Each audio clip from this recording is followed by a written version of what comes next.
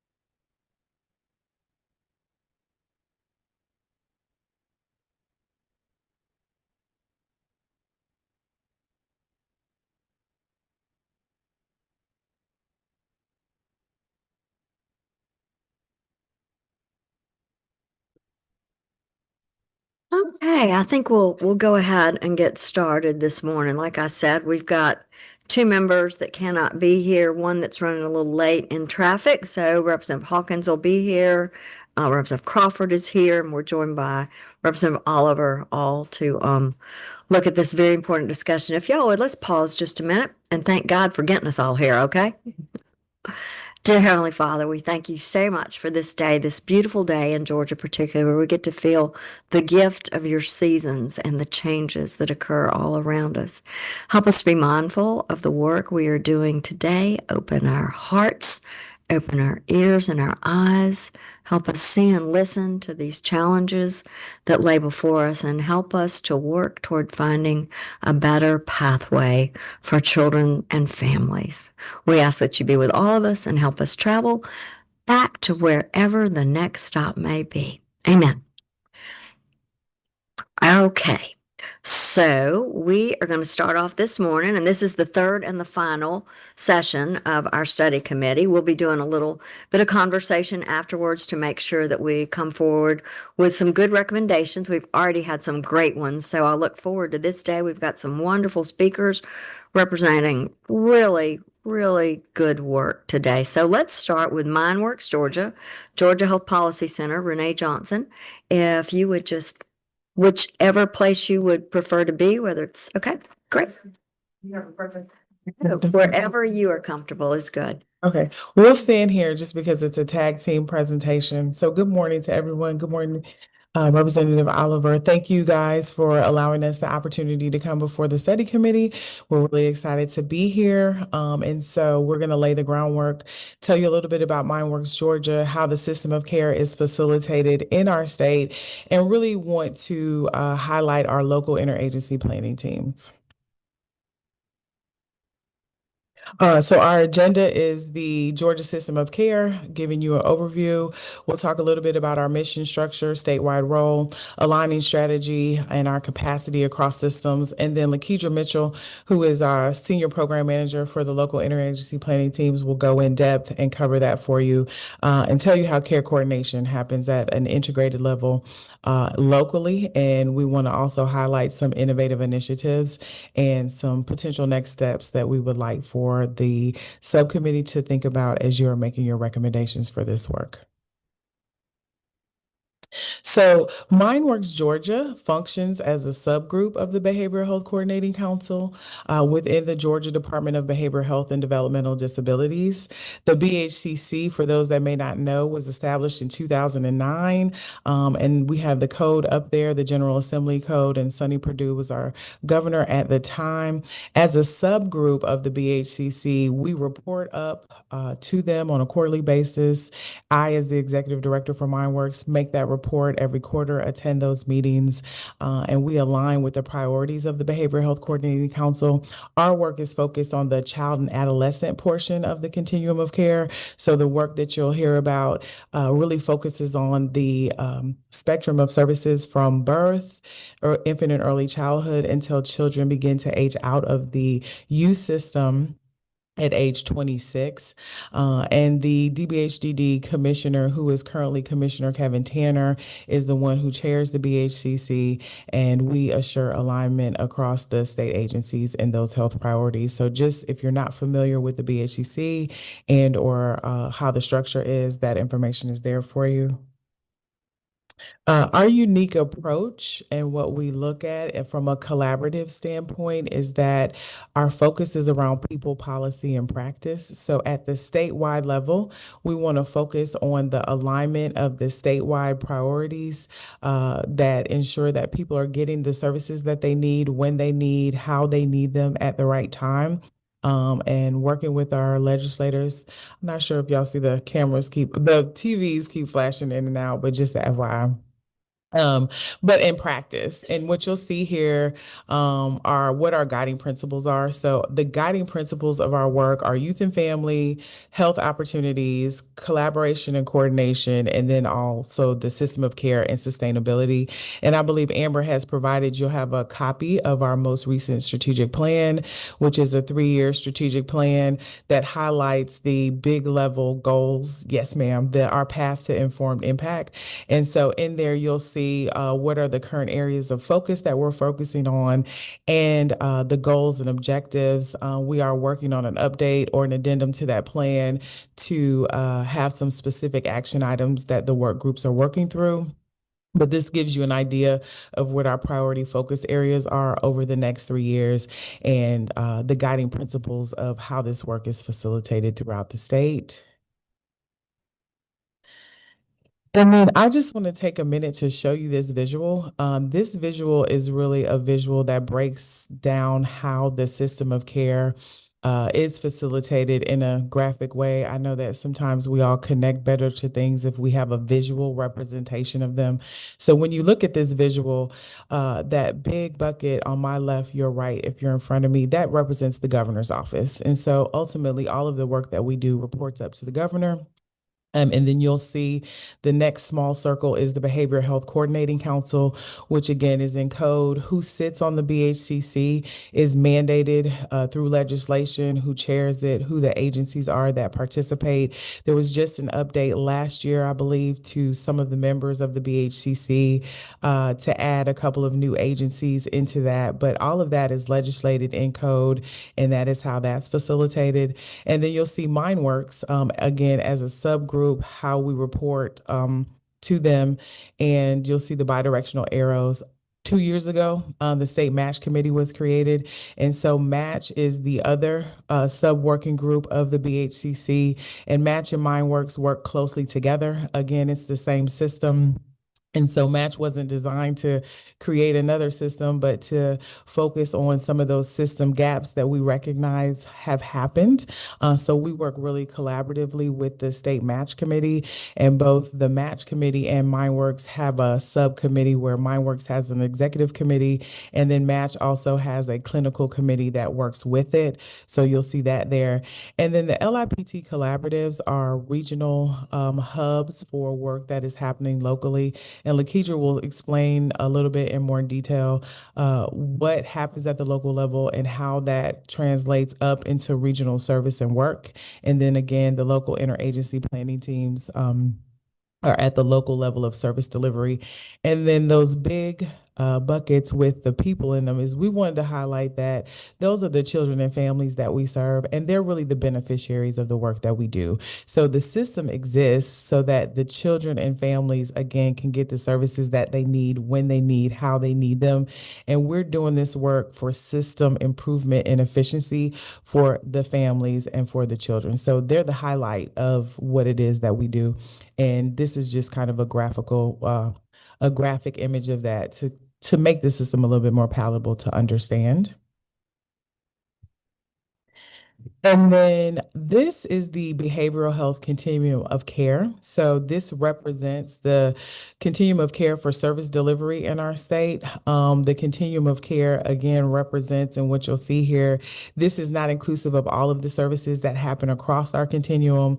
It might be a little small on the slides, but when you look at the actual strategic plan, it's in there, and you can see that the prevention, early intervention, intervention, and late intervention are the specific spheres of the continuum. And you'll see in each of those what services currently exist or what are some of the main services that exist. So for example, you'll see Georgia Family Connection Partnership, which is a trusted partner across the system, does a lot of work in the prevention and early intervention space, family support organizations. So it's showing you the buckets and the categories of either service providers or what are some of the main services that happen across our continuum.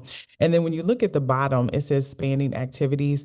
Those are the activities that happen across the continuum from beginning to end often. So no matter where children come in, where families come in, you'll see these services that are represented across the continuum. So our work, again, is to make sure that these services are available to children and families across the continuum and with providers. And that's just kind of the foundational overview that I'm setting for you. But the highlight today is for you to understand how this work happens at the local level and how children and families get the services that they need. So I'm going to turn it over to Lakeisha and let her do that part. Good morning. Thank you, Committee Thank you, committee members, for the opportunity to share about our local system of care, local interagency planning teams. So local interagency planning teams, or LIPTs or LIP teams, it depends on who you talk to, how you pronounce it.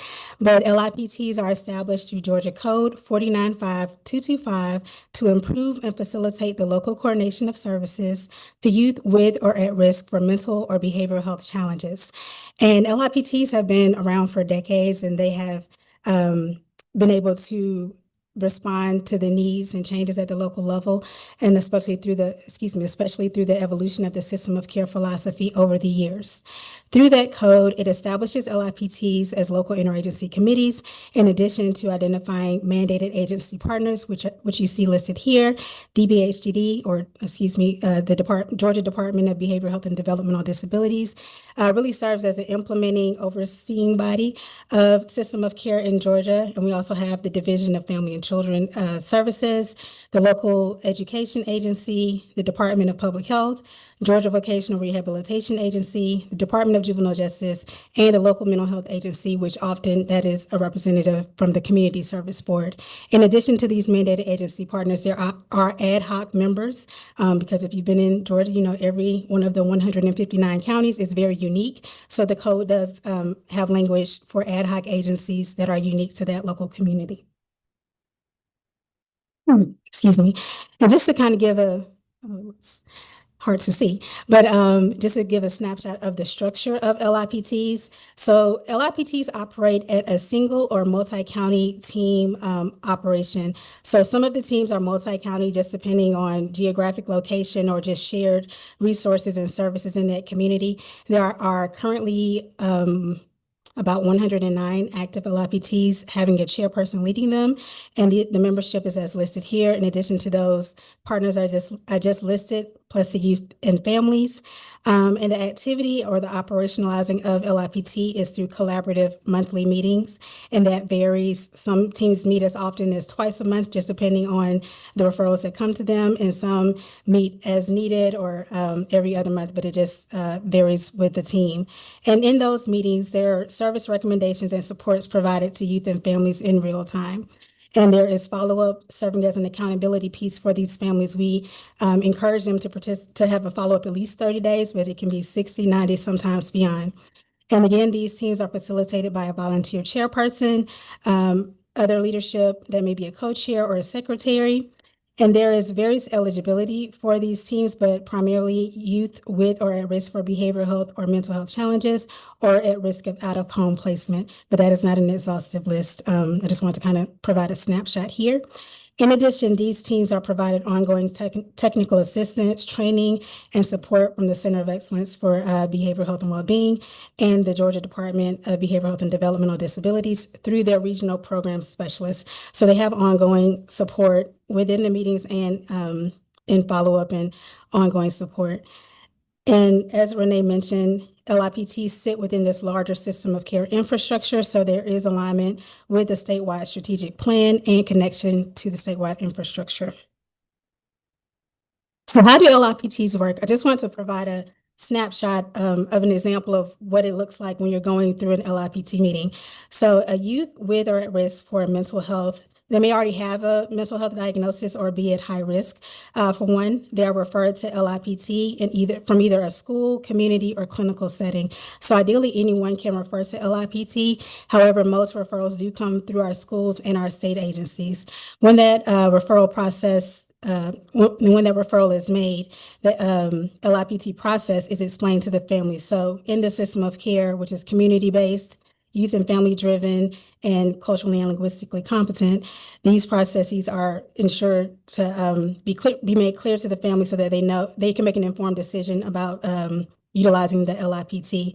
If the family agrees to participate, the planning proceeds, and the LIPT chair reviews the appropriate LIPT forms to determine that LIPT is a good fit for the family, and they coordinate the meeting, which currently it varies from in-person to virtual or hybrid. Most teams do still meet virtually because that is easier for team members, including the families. These meetings are usually 1 to 2 hours, depending on if there is a new or initial referral or a follow-up meeting. The meeting recurrence varies from twice a month to as needed. And again, those mandated and ad hoc agency partners attend, and there is no closed door policy for LIPT. So if a youth or family comes to LIPT tomorrow, something happens, there is a incident or some occurrence, they can come back to LIPT and we can revisit that care coordination plan and make those referrals and recommendations again. And so as we continue to work to improve and streamline strategic planning for LIPT, we started a couple of years ago some steering and strategic planning committees to look at LIPTs and the unrealized potential of them. And from that, we created this LIPT brief, which I think you might have a copy of. But these first 2 pages just really give a background of what LIPT is, explains what the code is, like I shared earlier, that network, where the chairs sit, and the structure and meeting participation. And with our opportunities and recommendations, I wanted to pull out some points that we really wanted to highlight because we have already started the process of implementing and putting in motion.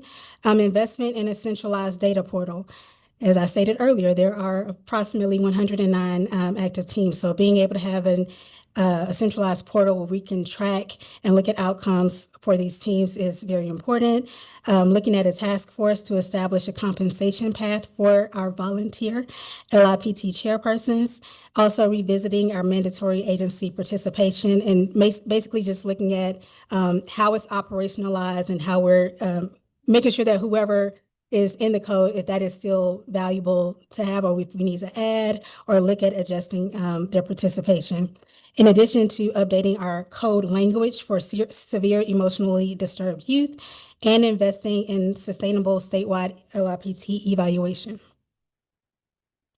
And I just also wanted to end with a snapshot of how we're operationalizing some of those recommendations through our LIPT Infant and Early Childhood Mental Health Pilot. So this pilot is a partnership, very new partnership with the Department of Early Care and Learning, whose purpose is very similar to our traditional LIPT, but serves youth ages 0 to 5 and their families needing mental and behavioral health supports. Our partners are Georgia DBHDD, Georgia Health Policy Center, Department of Public Health Babies Can't Wait Program, Project Family LLC, GSU's Georgia Association for Infant Mental Health, and an IECMH consultant. Some of the key components of this pilot include leadership support, which I mentioned, that compensation path for LIPT. So looking at incentives for LIPT chairs, even though we have some passionate leaders who they're not asking for money, I'll just say that, but we know that there are ways that we can incentivize that are not just monetary to help improve our systems. Workforce development, so there is ongoing training and capacity building for these teams. Infant and early childhood mental health support and expansion, so making sure that we're educating not only our team members, but also community members more around infant and early childhood mental health and the importance of it. Community engagement and awareness, so really being more visible in the community. We were at a health fair. I don't know the last time I went to a health fair, so that was really refreshing to really be face-to-face with community members and providing supports and tangible resources and innovative partnerships. So an example of that is through our partnership with Georgia Thrive, who is implementing the Safe Babies program, or it's also known as the Infant Toddler Court program for children ages 0 to 3 and their families who have open court cases. So we're looking at the potential for a bidirectional referral process with our infant and early childhood LIPT pilot. And that's just a snapshot of LIPT. Hopefully that gave you a good synopsis of the functionality of it, and I am going to hand it back over to Renee. And we just wanted to close just kind of highlighting what our ongoing priorities are. So for us within the system is making sure that we are aligning our priorities across all of the child serving state agencies, strengthening our infrastructure. As Lakeisha mentioned, LIPTs is mandated. There is currently no dedicated funding for that. And in that process, so the exciting part with the decal pilot where we're able to pilot opportunities to show if there is some funding for chairs, how that can support the work of the LIPTs, leveraging our collective leadership. We have a lot of people at the table, a lot of state agencies, a lot of brilliance. And so how do we leverage the brilliance that we have collectively, leadership in partnership, even with our legislators and policymakers, to make sure that we're sustaining the progress. So even Georgia Thrive, LIPTs, all of these programs, they sit underneath the umbrella of MindWorks within the system of care. And so we want to make sure that we're leveraging our leadership in the appropriate way to make it more efficient for the state in terms of the return on investment. And just leaving with these closing reflections that shared leadership is essential. Like if we don't have that, we're not going to get to where we want to go.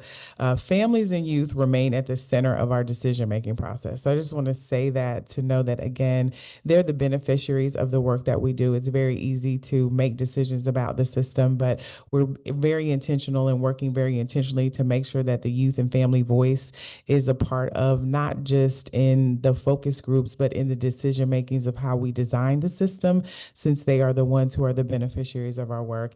And then just together, we can translate collaboration into measurable, lasting impact for the children and families in Georgia. So again, thank you for allowing us to provide this snapshot of the system of care. And we're happy to answer any questions that you may have. Thank you so much. We do have a question, and we'll probably have more, but I want to say how good this information is for us to have. I serve on the coordinating council. You do? Very involved in sort of the work that got started for the infant and early childhood mental health world, actually, out there. And just to see it all, though, on paper in a good way, like y'all have put together for us, is really important. So even though I'm involved in that, I want to thank you for this snapshot, as you say. You're very welcome. And you bring up a good point, because it's only been the last strategic plan that we did in 2020 was the very first strategic plan, child and adolescent strategic plan in our state that included the infant and early childhood space. And so Laura Lucas, the director at DCAL, has done a phenomenal job of leading that work, and the transformational growth that we've seen over the last 5 years has been phenomenal. And so, again, I echo your sentiments. It's where we have to start to make the end a little bit better for all of us. As early as possible. It is. It truly is. So I believe Representative Oliver has the first one. Good morning. Thank you very much. I understood your referrals to your committee come from CSBs or from schools. How do you respond to, or do you receive referrals from emergency rooms that we're hearing so much about? We don't often see referrals directly from emergency rooms, but it would be in the same way we receive any. They schedule a meeting, and then we work around, identifying what the challenges are and how the local team can help and support. If there's an instance where the needs are too complex for the local system to handle, or they have exhausted all local supports and services, that's great that we now have the match team, where we are actually a direct behavioral health referral pathway to them. So we have a strong connection with the match team, where we can also make that referral if it kind of exceeds the capacity of the local level. We're hearing 60-70% of the children in emergency room crisis that have had no treatment before or after. And that is creating a lot of stress on those emergency rooms. That's one of the things we're hearing most about. Your evaluation of how you're responding to the referrals coming to you, is it done by Georgia State, or who is doing the evaluation for you?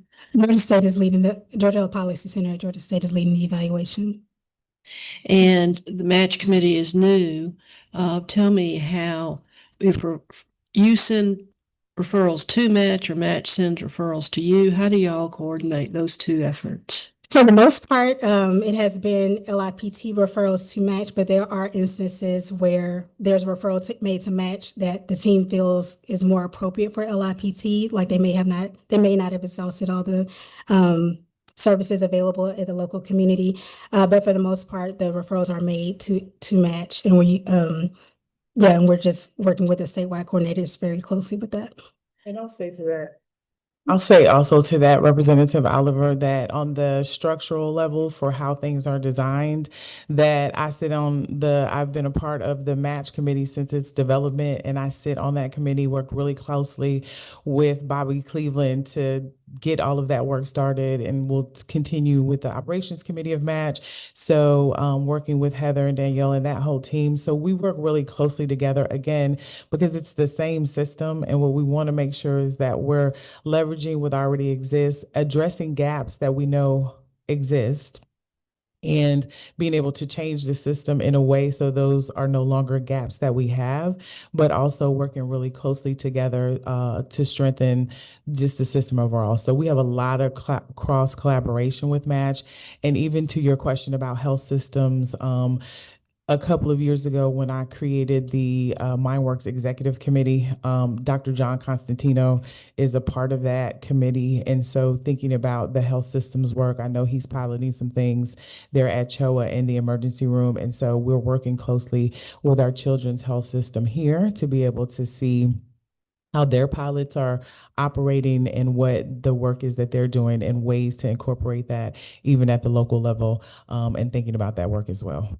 Thank you. Madam Chair, at some point, I'd like you to consider either through your budget committee or many of your other hats you wear, us try to coordinate a discussion with Georgia State on all the different evaluations they're doing, because they're doing an evaluation of Apex, they're doing an evaluation of you. I'm sure they're doing others that I don't know about. It might be helpful to kind of see how that work is developing with these initiatives that are fairly newly being implemented. Thank you for that consideration. Yeah, duly noted. And I see Amber taking a note on that. So we'll start working on that. That would be a great thing. Maybe there's even a way that we can pull together, because I know you serve on the subcommittee, and see if we can have a meeting before session and try to look at that. I know this next couple of months is going to be really busy, but I think that might help us going in, whether it's right before or possibly in those first few days, maybe. Thank you.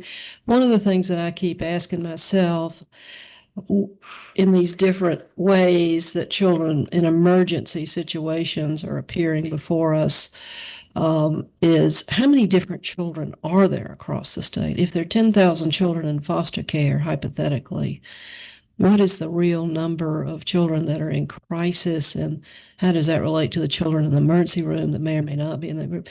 Those are the kind of things that I bet Georgia State has a very good has a way to handle some answering those kind of questions. What I will say is, one, we would love to have an opportunity to present on all of our evaluation work.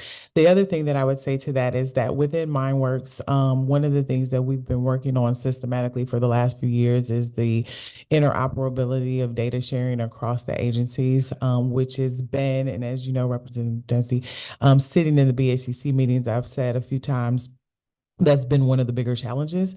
However, we've made a lot of progress in the last couple of years on our ability to share data, even just specifically looking at the work that's happening in the system of care.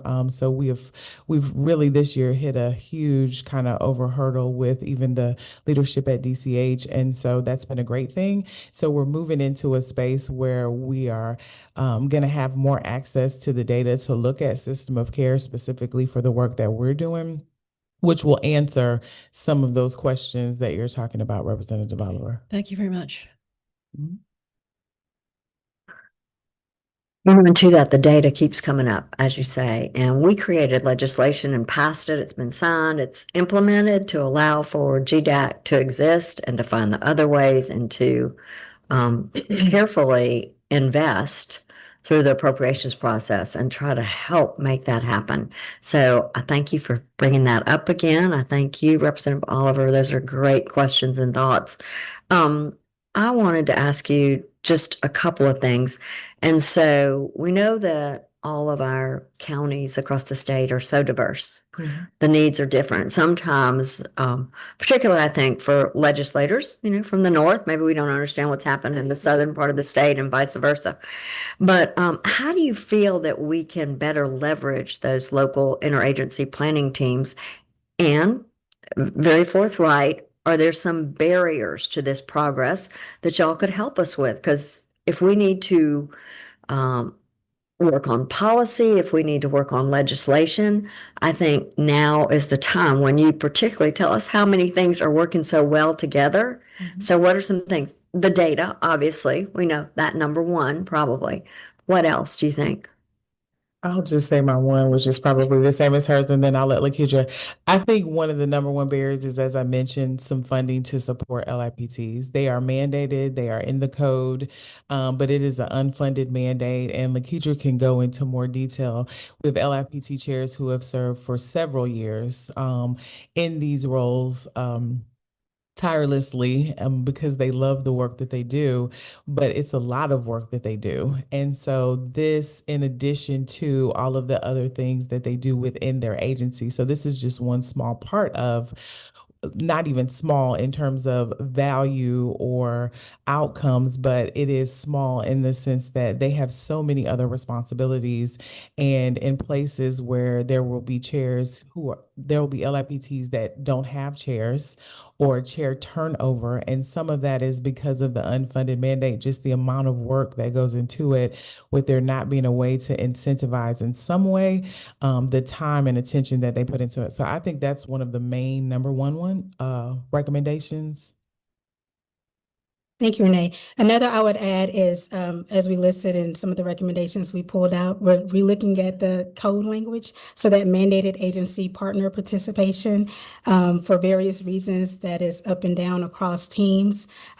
Same reasons that you mentioned. We have share retention challenges at times with turnover at agencies, just capacity, and also just making sure that the agencies have buy-in to the system of care philosophy, that family and youth-driven approach, keeping youth in the community as much as possible, meeting kids where they are. So just making sure that buy-in across agencies is really supported, I'll say. That's one that comes up for me the most.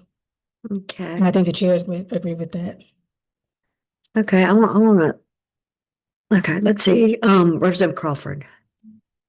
Thank you, Madam Chair. And this is actually to follow up on the question that you asked. It's a good one. If we're looking at the state, it seems as if there are certain counties, 104 counties, or LIPTs serve 124 counties. So we're missing some counties. What factors are you considering, if any, as we expand to the counties that are without the services? Great question. We have started a process of looking at other multidisciplinary teams that exist and looking at opportunities to collaborate with them, because there also might be an instance where they might feel like they don't need an LIPT because they already have some system in place that works for them. So being able to just collaborate, even if they don't want to bring forth a system of care philosophy, but also just how we can better support them as they navigate services for service delivery for families. So that's one thing that we're looking at. And we've, again, with the code language, part of that is looking at what that rotation looks like for leadership, because as Renee stated, we have some chairs that have served since the beginning of LIPT. And we have some as early as I met with yesterday, a new chair. So we have people who are actually reaching out saying, hey, and not DeKalb, but DeKalb County, we don't have a chairperson. We do, but we don't have a chairperson. How can we get LIPT started? So people are looking for LIPT, and so they're reaching out and how they can do that. So we do have that, but we still want to be able to support them in their capacity to do so, in addition to their 9 to 5 and beyond hours that they work. Thank you. Thank you. And I would just add one thing to Lakeisha's recommendation about the updating of code.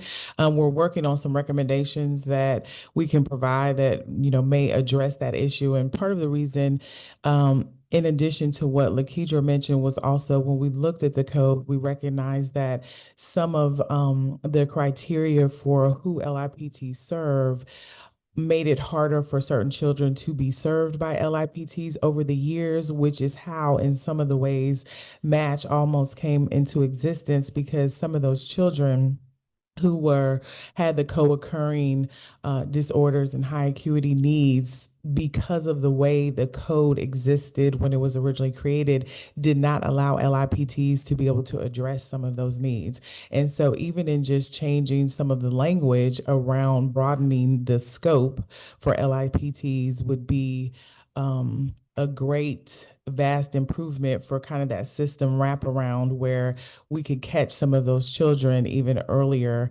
before they begin to find themselves in a need where they need those more extensive services.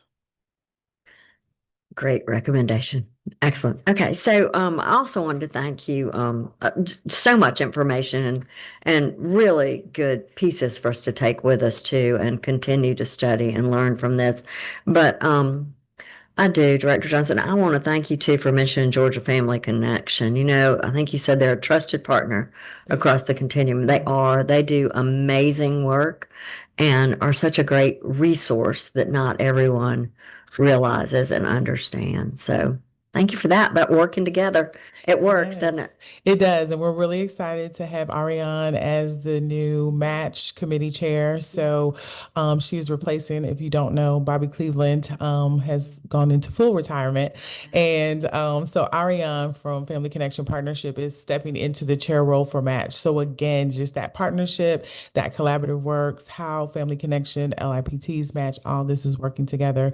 Sometimes you're chipping away at a rock is what I like to say when you're in systems work, but when it starts to gel together, it's very exciting to see the depth and the scope of the work that's happening across the state.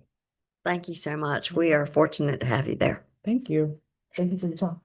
Hey, moving along together, Georgia, and Juanita Stedman will explain about that, what's going on here. But Claire Cantrell is the deputy director. Miss Juanita has had a little surgery, and she tried to speak last month, and she's still getting better and stronger from that. Yes. So yeah, so we are lucky to have you here today, Claire. Thank you. I am glad to be here. When the doctor says don't drive to the state capitol to walk half a mile to go to your study committee, it's best that you listen. So just to introduce myself, I'm Claire Cantrell, and I'm the Deputy Director of Together Georgia. We are the statewide alliance of child and family service providers. I did not bring a PowerPoint. I'm kind of famous for that. I do bring greetings from our Executive Director, Juanita Stedman. She has sent a letter expressing her appreciation for this work, as well as some of her insight. She is a former juvenile court judge and has a lot of experience with some of the issues that we're speaking about today. In your documents, you'll also receive some information about what we do with Juanita's contact information. I will begin by thanking you for the study committee, and especially Chairwoman Dempsey for hosting this committee and giving continued attention to such a difficult and complex challenge. Chairwoman Dempsey has been a tireless champion of Georgia's children and families, and we are proud to call her our friend. She received our legislative service last year, and she has attended several of our meetings, including our Better Together meeting in Rome earlier this year. And several of you have visited our campuses and met with our leadership over the years to understand these complex issues, and we are truly grateful for that. I think it was 3 or 4 years ago that we went on some field trips, and I know that Representative Oliver and Chairwoman Dempsey, we went to youth villages and we got to see the horses, and we had a great time. Y'all are always welcome to visit our providers. At your last meeting, you heard from one of our members, Emily Acker with Hillside. She provided valuable insight from the front lines on this issue. And after me, you'll be hearing from Tanya Anderson of Youth Villages and Wayne Noggle with Families for Families, both of whom are valuable members doing the hard work every day. I'm just here to represent and really support them. Together Georgia has nearly 100 members serving children and families across the state, and 3 of our members operate psychiatric residential treatment facilities, where children with some of the highest level of needs are often placed. But nearly all of our providers are serving children who could benefit from that level of care at some point in their journey. Each year, the level of acuity of children and teens entering care becomes more and more complex. These are kids with significant behavioral, developmental, and medical needs, and their situations are rarely simple. This is not anything y'all don't already know. Our members help find appropriate placements for these complex youth, as well as provide community-based support, therapeutic support for their families. Some innovative programs in this space that are serving the entire family to hopefully reintegrate the child or keep the child from having to go into care include WellRoots Functional Family Therapy and Youth Villages Intercept program, which I believe Tanya will share more about. There are several programs that are currently being proposed and piloted, and they are great steps forward. But they're not yet reaching the kids that we were talking about today, the ones who need the most intensive and sustained services. For these youth, short-term authorizations, frequent disruptions when medical necessity is denied or expired is only making things worse. They need longer placements and consistent care that will help them truly stabilize and heal. The reality, though, is it's expensive to serve these children well. The staffing, clinical supports, and safety measures required are substantial, but it's even more costly, both financially and emotionally, when we have to send these children out of state. Our providers are deeply committed to being a part of the solution. They are working hand in hand with DFACS, DBHDD, hospitals, and many others to build a continuum of care that truly meets the needs of these children. We have great relationships with our state agency partners, especially DBHDD. Many of our providers serve as part of the LIPT programs that Renee just shared about. Actually, I think it's Athens, unless there's been some turnover. The Athens LIPT chair is one of our board members and is really doing some great stuff there. We also, as a Together Georgia provider community, have 6 pilot programs with Match that are creating really unique and specialized placements for youth that are either returning to the state from out of state intensive care or functional family therapy programs to keep families together or help them reunite, which we're really excited about. And additionally, Together Georgia has a dedicated representative on the MindWorks Council. So we love the work that DBHDD is doing and the interagency collaboration there. I also want to pause and say that we are really proud of our relationship with Commissioner Brose. We are deeply grateful for the way that she leads the department. She is a strong advocate for Georgia's children and families and a true friend to the provider community. Together, Georgia's members are committed to working alongside you to build Georgia-based solutions so that no child remains in a hospital simply because there's nowhere else for them to go. I'm about done. I just want to say thank you again for your leadership on this issue and for including the provider community in this important conversation. I'm happy to answer any of the questions that you may have, but the people that are really in the trenches every day, like Tanya and Wayne, are the ones that you'll really benefit from hearing from this morning. So thank you. And again, happy to answer any questions if you have them. Representative Oliver. Thank you very much. Your 100 service providers, are they both for-profit and nonprofit? The majority of them are nonprofit. I would say probably 85-ish%. The for-profit agencies are generally mental health counseling services that are LLCs and things like that. We often joke that if you got into this business to be for-profit, you got into the wrong business. So while they may run like a for-profit structure, they're not exactly rolling in it. The reason I'm asking is that we had some questions at our last meeting about the numbers of beds in Georgia that are intensive psychiatric beds, and I have it in my mind that that number is about 600. Is that correct or not correct for children? I am not 100% sure on exact bed count. Tanya might have a better answer for that, but I can certainly get it for you. The 3 psychiatric residential treatment facilities that Together Georgia has as members are all nonprofits. It's Youth Villages, Hillside and Devereaux. Devereaux. Okay.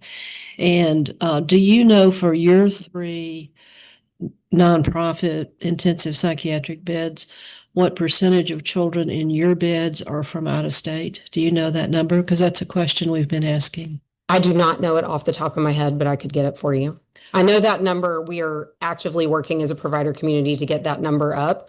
But the reality is other states pay a lot more to send kids. And if we're trying to keep our doors open, and it really doesn't make sense because then we'll pay 4 times as much to send a kid to Texas. So finding a way to rebalance our rates. Every year we come in front of y'all with our begging bowl about the per diem rates and the services for these kids. And the fact is out-of-state kids bring more money. And the reason I'm asking again is that I think we've increased the per diem rates by 1/3 over the last year or 2 or 3. And 3%, I believe, was last year. 30% over the several years. This is the type of things I want to make sure I'm right about. So we can look at. I don't think it's been 30% over the last. 400 to 600, basically. is my understanding, but that's the kind of thing that, have we done any good by doing that? That's kind of what I'm asking. And that's something we'll continue to look at the numbers The increased per diem reimbursement, for psychiatric beds per day. it's certainly helpful. Well, do the numbers show it's helpful? That's think- what I we think can so. look at. Tanya can answer that. Thank you very much. Are there any questions or comments? I think we're going to hear a little bit more, and like you said, and that was great. I appreciate the work you're doing. So the main issues that you're seeing, particularly with high need youth and their families, are there anything you want to particularly stress there before you step away? Interagency collaboration is extremely important. Prevention is something that we talk about in all of our hearings, how important prevention is for these families early on. A lot of the anecdotal stories that y'all hear are parents that are at their wits' end. They don't know what to do. They're scared of the child coming home. They don't know how to take care. They don't necessarily have the supports that they might need to be healthy. So all encompassing services for the family, really consistent, stable services for the kid, whether that's in a residential setting or back in the community. We can say we need more services all day, but what we really need is to stabilize not just the child, but also the family as well. Excellent. Well said. All right. Very, very true. Okay. Well, not seeing any other comments or questions. Thank you so much. And thank you for the work you're doing, Thanks. particularly. Okay.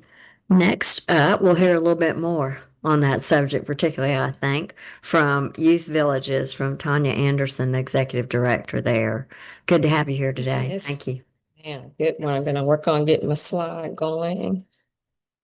And that's not mine. Oh, 1 second. Thank you, Amber.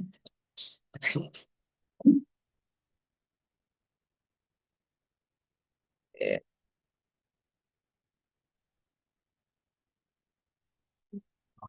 Making sure that when I can. We're all figuring out technology this morning. She does. She does. Amber is great and patient with all of us that are technology challenged. She is. Sure. She is. So, good morning. Good morning. Thank you so much, Representative Dempsey, for the opportunity and members of the committee to talk about youth villages and the work that we do, and in particular, our experiences that we've been having in our residential program as it relates to young people that have been abandoned after they have completed care and determined to be discharge ready. My name is Tanya Anderson, and I'm the Executive Director for Youth Villages here in the state of Georgia. I oversee both our residential programs as well as our community-based programs here that we offer in the state. And I am just beyond excited about the opportunity to share these experiences, because I think we can all agree the experiences of abandonment is not something that is new. But I think that this conversation is certainly on time, because there's continuing to be a rise in experiences of kids being abandoned in various placements. And I think for each family, the needs are unique and the rationales are very different. So it would be difficult to put everything in one bucket. But to be able to listen to some of the experiences to understand how we may be able to put some policies, practices, and recommendations in place will certainly be extremely helpful. Youth Villages is a national organization, and we are currently providing services in 29 states as well as the District of Columbia. Youth Villages has been providing services here in the state of Georgia since 2008. And it has been through direct partnerships with state agencies as well as other community partners. And we provide services in 3 different ways that meet a diverse need for young people and their families. So I'll share now a little bit about our programs. The first program that I want to highlight is our Life Set program, and it is focused on youth who are transitioning into young adulthood. They're coming out of levels of foster care, juvenile justice, as well as mental health. So these are young people that have not had a lot of support and have gone through a lot of trauma and things that they have needed to work on, but they've gotten the necessary care and support. And as they're moving into independence, they need continued champions and supports and guides to help them be somewhat of a compass to move into healthy independence. And when we're able to do that through our Life Set program, we really focus on varying levels of social determinants of health, because we do know that when we focus on social determinants of health factors, that helps those young people to not just be healthy as they move into independence, but they can sustain their overall growth and achievement and resiliency as they're moving forward as productive members of our society and communities in general. Our Life Set program is considered to be evidence informed, and we did have a randomized clinical study completed by NDRC out of New York in 2015 that showed that there were a lot of progresses that we were able to make and sustain over the course of a year or more for each of those young people that were served in social determinants of health. Our Life Set program is considered to be promising on the California Clearinghouse. That again just shows that the outcomes are good, they're sustained, and there's continued to be some building of the research behind the work that we do in our Life Set program. In our Intercept program, it is a comprehensive, intensive in-home program that we offer. And it is considered to be well supported on the 4E Prevention Services Clearinghouse. With our Intercept program, it is very much family-based, and it puts the parent in the driver's seat to be able to navigate and address the needs that the children may need in the home. Our Life Set program, I failed to mention, is funded through AmeriGroup and then the Department of Behavioral Health and Developmental Disabilities. Our Intercept program is funded through the Department of Family and Children Services, and again, through the Department of Behavioral Health and Developmental Disabilities, and in partnership with the Match Project.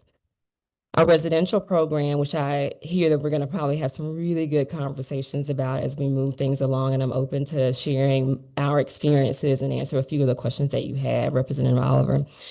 On our residential campus in Douglasville, Georgia, we currently have a bed capacity of 144. We serve youth from ages 6 through the age of 18. We are Joint Commission accredited for our behavioral mental health services. We are Cognia accredited for our education services. And then we do have a very unique accreditation through the Association of Experiential Education for our recreational modalities and interventions that we offer on our campus. We do stay fairly full in our residential program. As of, I think yesterday, we had 141 young people in beds on census in that program. As I move into sharing a little bit about the experiences that we have had with abandoned youth, there are 3 ways that I really want to demonstrate that experience. The first is really through what I call the landscape.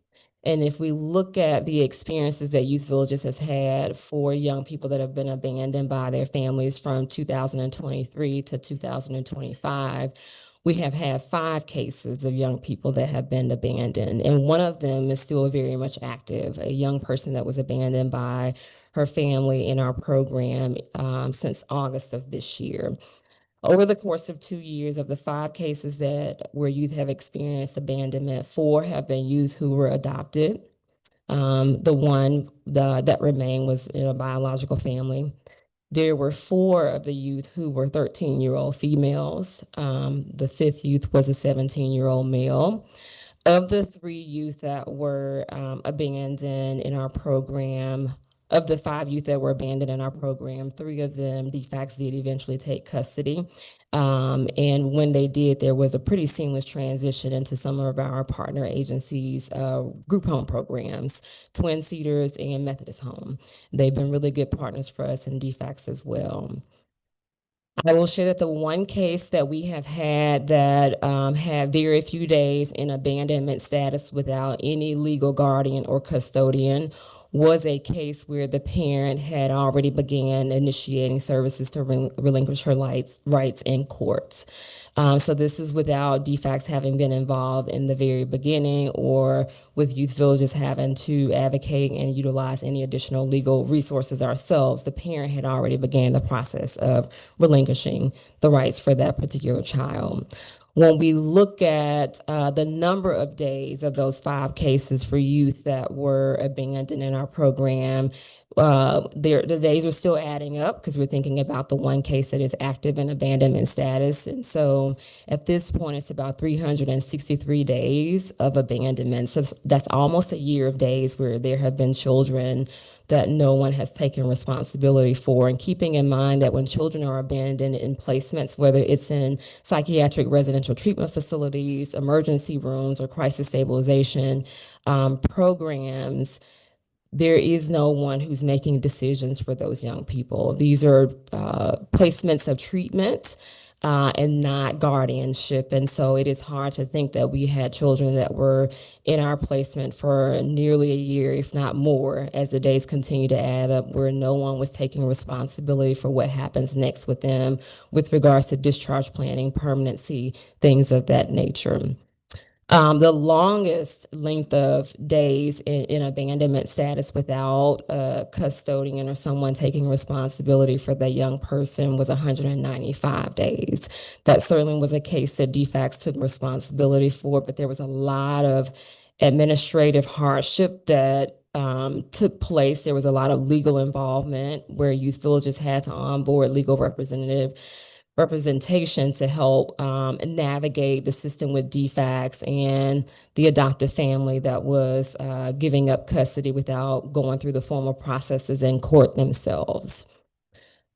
Beyond the landscape of what I've just shared with you, there are some pretty significant impacts when kids are abandoned in any placement, not just youth villages, hillside, ERs, crisis stabilizations. The first major impact is how that child feels. And especially if it's a young person who has already been adopted. And our children come into a lot of residential settings, gone through a lot of things, and yet they have done the hard work to overcome the triggers to their behaviors. They have done a really good job at improving their behaviors to the point where the provider is saying that they're discharge ready. And if they're discharge ready and no one shows up, that begins to communicate to them, one, that I'm unloved, that I'm not valued. The sense of hopelessness begins to kick in, and that resiliency that we saw through the course of treatment begins to diminish in a lot of ways. And we see some regression in that behavior. The concern of being the sense of belonging is a really hard thing for our young people. And in addition to the young people that we serve that's being abandoned, the clinicians and the staff that work with those children. It's really hard for them to see all the work and the accomplishments of the young people, and they're not able to leave and transition home or into a place of permanency, and they're sitting sometimes in anguish as they're still serving those young people. When children are in these settings, the services that they are receiving don't decrease. We continue to serve them every day as we did while they had someone involved with them and while they were being funded. And I think the second thing that I wanted to be able to highlight is that, as you've kind of mentioned, Representative Oliver, there are kids that need our beds and services. And when you have a young person that is in a bed for 195 days simply because they don't have someone that's taken responsibility for them, and there's no movement, that prevents the child that's on the wait list from being able to come into care and receive the desperate services that they need. 195 days, we were not able to serve another kid that we needed to be able to serve. That's challenging when we think about the number of children that need services, particularly for residential care. Beyond the child that is not yet able to be served because we have a bed that's taken up by a kid that is ready to go and deserves to go. They have a right to be in a less restrictive environment. There is a cost financially to providers. And so as you can see in your PowerPoint document, for youth villages in particular, the 5 cases that we have had over the last 2 years, we have had to absorb more than $235,000 for the care days. Because again, the clinicians are still showing up to provide the individual therapy. They're still receiving all the education services. So everything that's within our scope of services, they're continuing to receive. There's no decompensation. We don't decrease the frequency that these things happen, these things occur and happen with them. They continue to receive them, and that's a cost value because you have to pay the staff and you have to operate the program. So we've absorbed more than $235,000 in unpaid care days. In addition to that, we have had to pay out additional administrative fees as it relates to using a third-party legal firm to help us navigate the child welfare system and what are some of the federal standards and legal standards as it relates to definition of abandonment and who's responsible for doing what. And that can be challenging in and of itself. Beyond the impact to children and operations, there is one thing that I want to make sure that I continue to raise the alarm about, which is, as we've talked about, abandonment cases isn't something that's new. I actually was looking back through some of our documentation and policies, and we had a policy dating back to 2015 that specifically talked about what we needed to do operationally when kids were abandoned.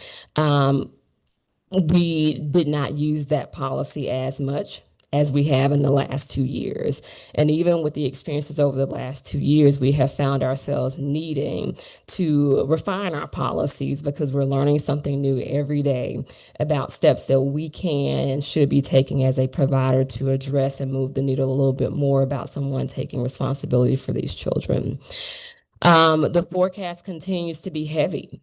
And I think that we need to just be aware of that because there is continuing to be an increase in caregivers, I think, being anxious and concerned and not having a lot of hope about the outcomes when children are removed from the home to be placed in treatment settings or residential settings. And so there is a growing number of cases where parents, whether they are biological parents or foster parents, that are already thinking about relinquishing rights or not picking up their child well before the child is placed in a bed. And there was a specific week, I would say about 3 or 4 weeks ago, where I personally read some of the referrals that come to our program.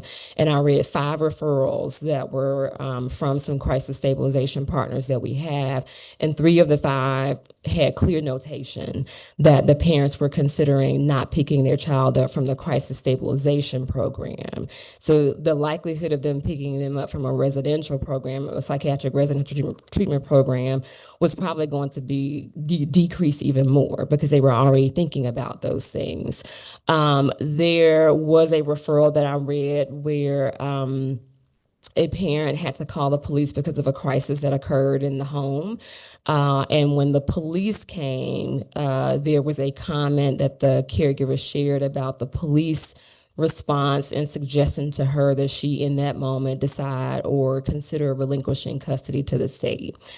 So there is, again, I think community responders and those that are responding in the community to families that are not quite sure how to navigate the system is sort of some of the things that Renee and her team talked about from MindWorks. And so to have that to be a suggestion when you're coming to respond to a crisis in the home only forecasts that the seed has been planted, and as children are accessing services out of the home, there could be some likelihood that there will be more and more cases and parents who are considering relinquishing custody, whether they initiate it themselves or whether they decide not to pick their child up from treatment once they have completed it. Again, whether it's a crisis stabilization program, whether it's acute care, or whether it's a psychiatric residential treatment facility.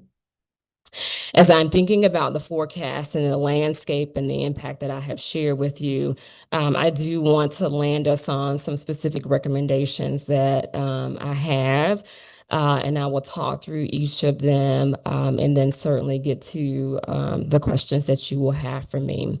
I think the very first recommendation that I have aligns with things that have been said well before me from MindWorks and from Claire with Together Georgia, and I'm sure many others that have already shared and will be sharing after myself, is there is such an importance to invest in prevention services and expanding prevention services.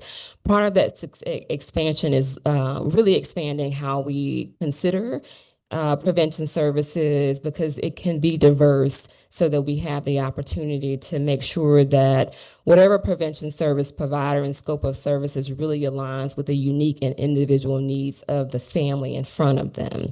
And we have got to have, I think, a more robust and diverse way to be able to do that, versus sort of some standard models and processes that have existed for some time. When we are taking the opportunity to expand or invest in expansion of prevention services, I think we should look at investments in terms of the financial backing, certainly. So looking at the opportunities to fund and support more DBHDD's work with the match program. There's some great work happening through that program, and I think some really good outcomes that are coming to the forefront as things have been in place. And so how is it that we can help match and DBHDD continue to further their mission, expand their mission and where they serve, so that there's some consistency in how the services are being able to be provided, continuing to fund and support DFACS's efforts to continue to onboard and expand 4E prevention services throughout the state. In addition to that, any support and backing that can be given to the Department of Community Health as they are looking at how to diversify Medicaid codes that will look at diversifying and expanding and creating more robust opportunities for different types of prevention services to be available to families to meet their individual and their unique needs will be super important. Investing in expansion of prevention services also outside of funding should certainly be that we consider, are there opportunities to begin prevention services and in-home services while the child is already in residential care? I know that oftentimes there are concerns about duplication of services or the inability to bill for in-home services while the child is out of home and residential.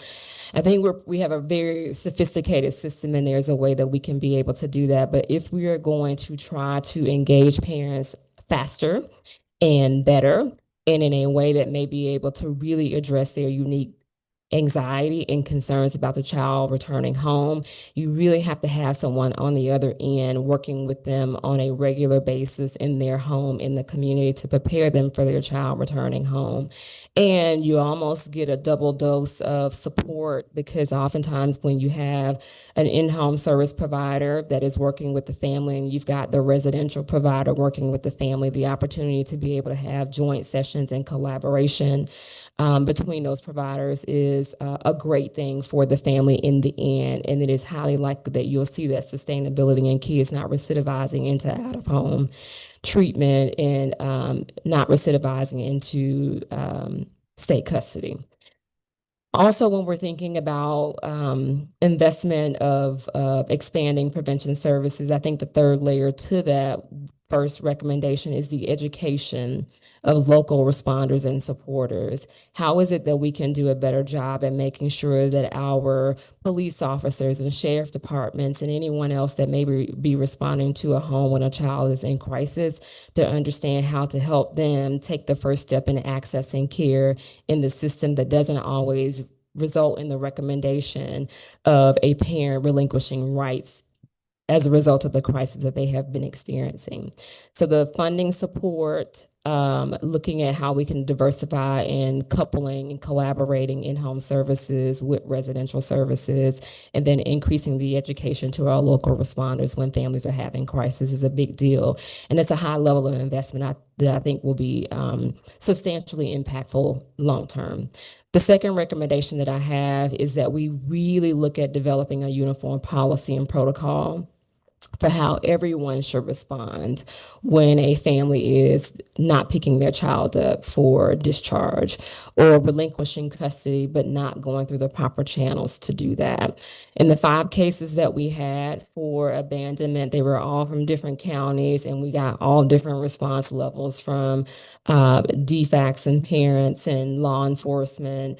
And that creates a lot of challenges with us having to update our policy. Part of that was because the needle moved every time we were in a different county. So how is it that we can develop a policy that says when a child is abandoned, every level will do these particular things? What are the steps that we will take as a provider? What is the steps that DFACS will take? What is the step that the parents should be required to take? What is the step that the judge and the county should be required to take? It creates some consistency. It creates some predictability. It creates some reassurance that there is going to be accountability and things are working for the betterment of the child in this situation versus it being as ambiguous as it has been, oftentimes depending on where the family lives and sometimes who the family is. So creating that uniform process and policy will be very helpful. In addition to that, we do think that the development of the uniform policy and protocols and processes should in fact help to identify who the legal guardian will be in that moment. Sometimes that gets a little bit ambiguous. I think what we all can agree to is that providers are not legal guardians. And so children should not be left at youth villages or anywhere else for 195 days without someone assuming responsibility for them. We don't even have the authority to make decisions about medications, about discharge, permanency, and where they're going to go. And so we are hoping that these policies and protocols will help to be the compass to also identify who that legal guardian and custodian will be in that moment of a child being abandoned. And then the third recommendation that we have is certainly about the payer for a child when they are abandoned in out-of-home placements. And we do think that there has to be a connection between who the legal guardian is and who the pay source is.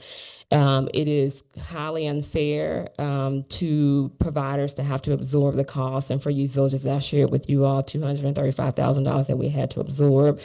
But then as we have to absorb those costs, we also have to make operational decisions, which can be really tough, about how we're going to absorb the cost but still operate in a way that does not impact the quality of services that our young people receive.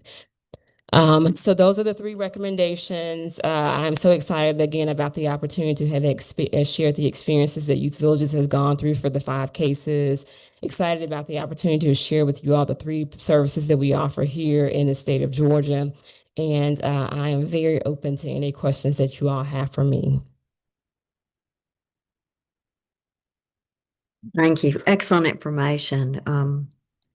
Let's start with Representative Oliver. Yeah. This has been very helpful to me. 190 days, I'm speculating here as to what possibly could be the legal position of DFACS at some earlier middle, as to they were not required to accept responsibility for a child that's abandoned.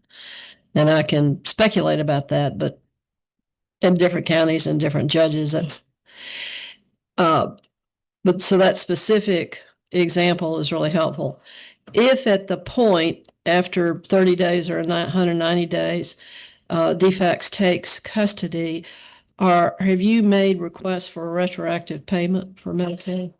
Yes, we always request retroactive payment, and that's not always granted. There's been one case, which also was the one case where the parent had initiated relinquishing parental rights in court herself.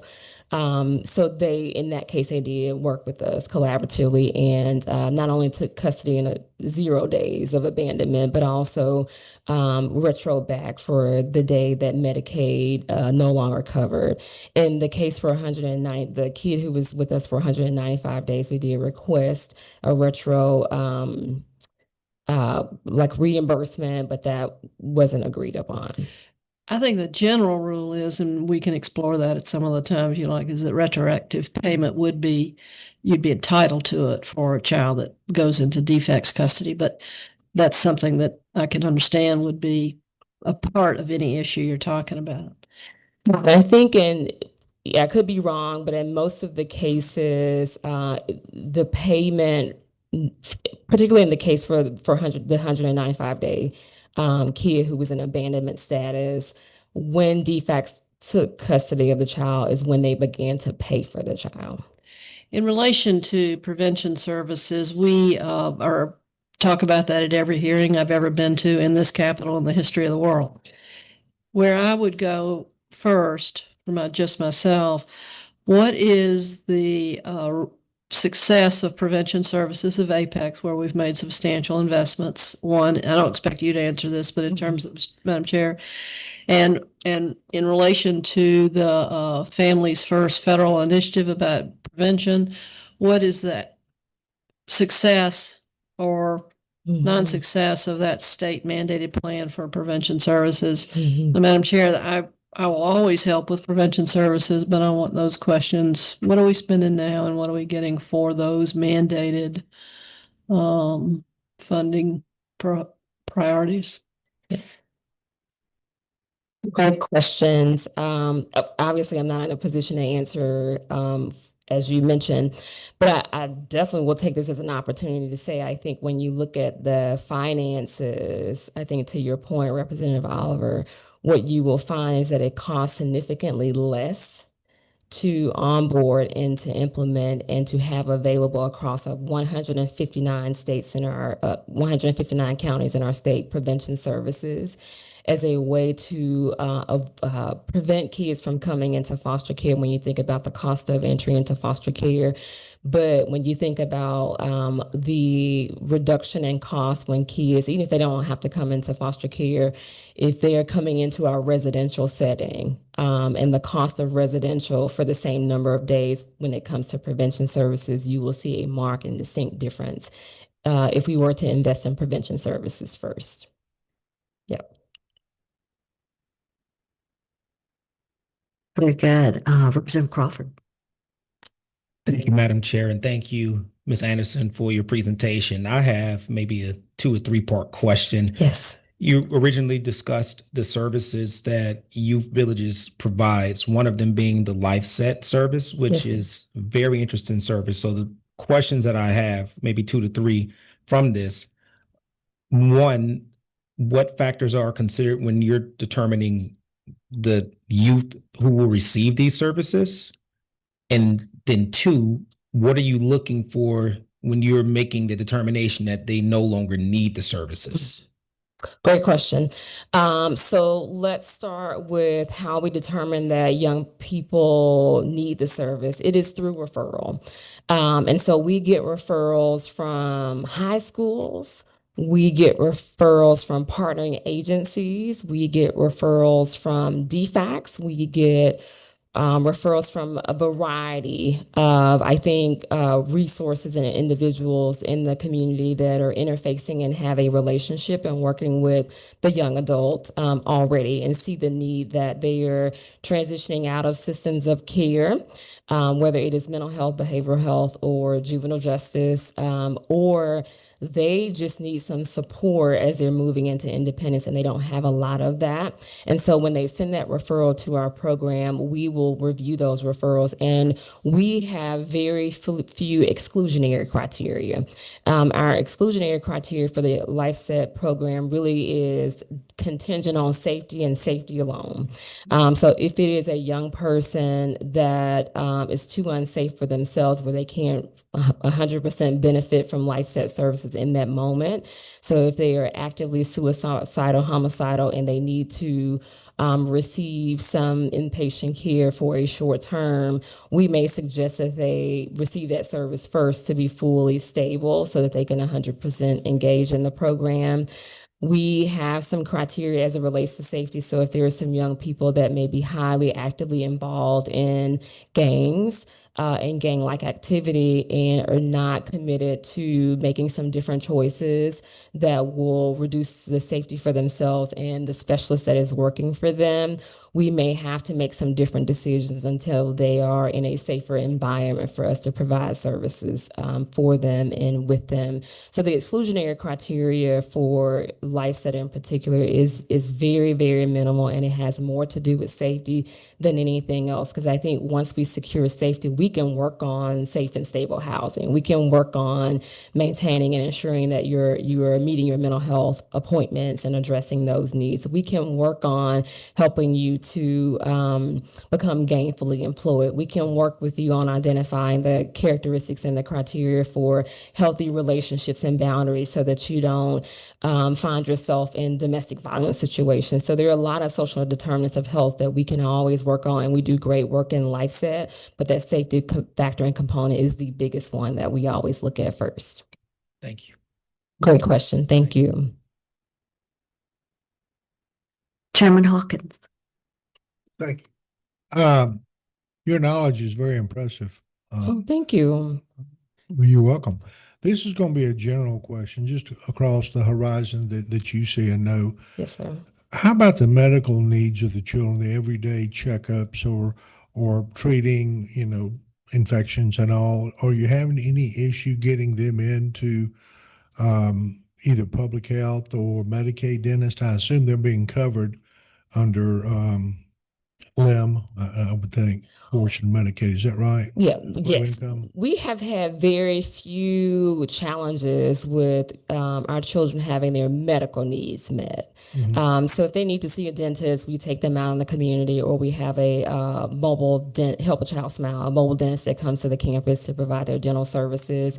We have a great relationship with WellStar, and we have a great relationship with Children's Healthcare of Atlanta. So if there are some medical needs that need to be addressed, our children can certainly go to those providers or private providers to have their medical health needs met. So we have not found a major interruption in access to care as it relates to health needs.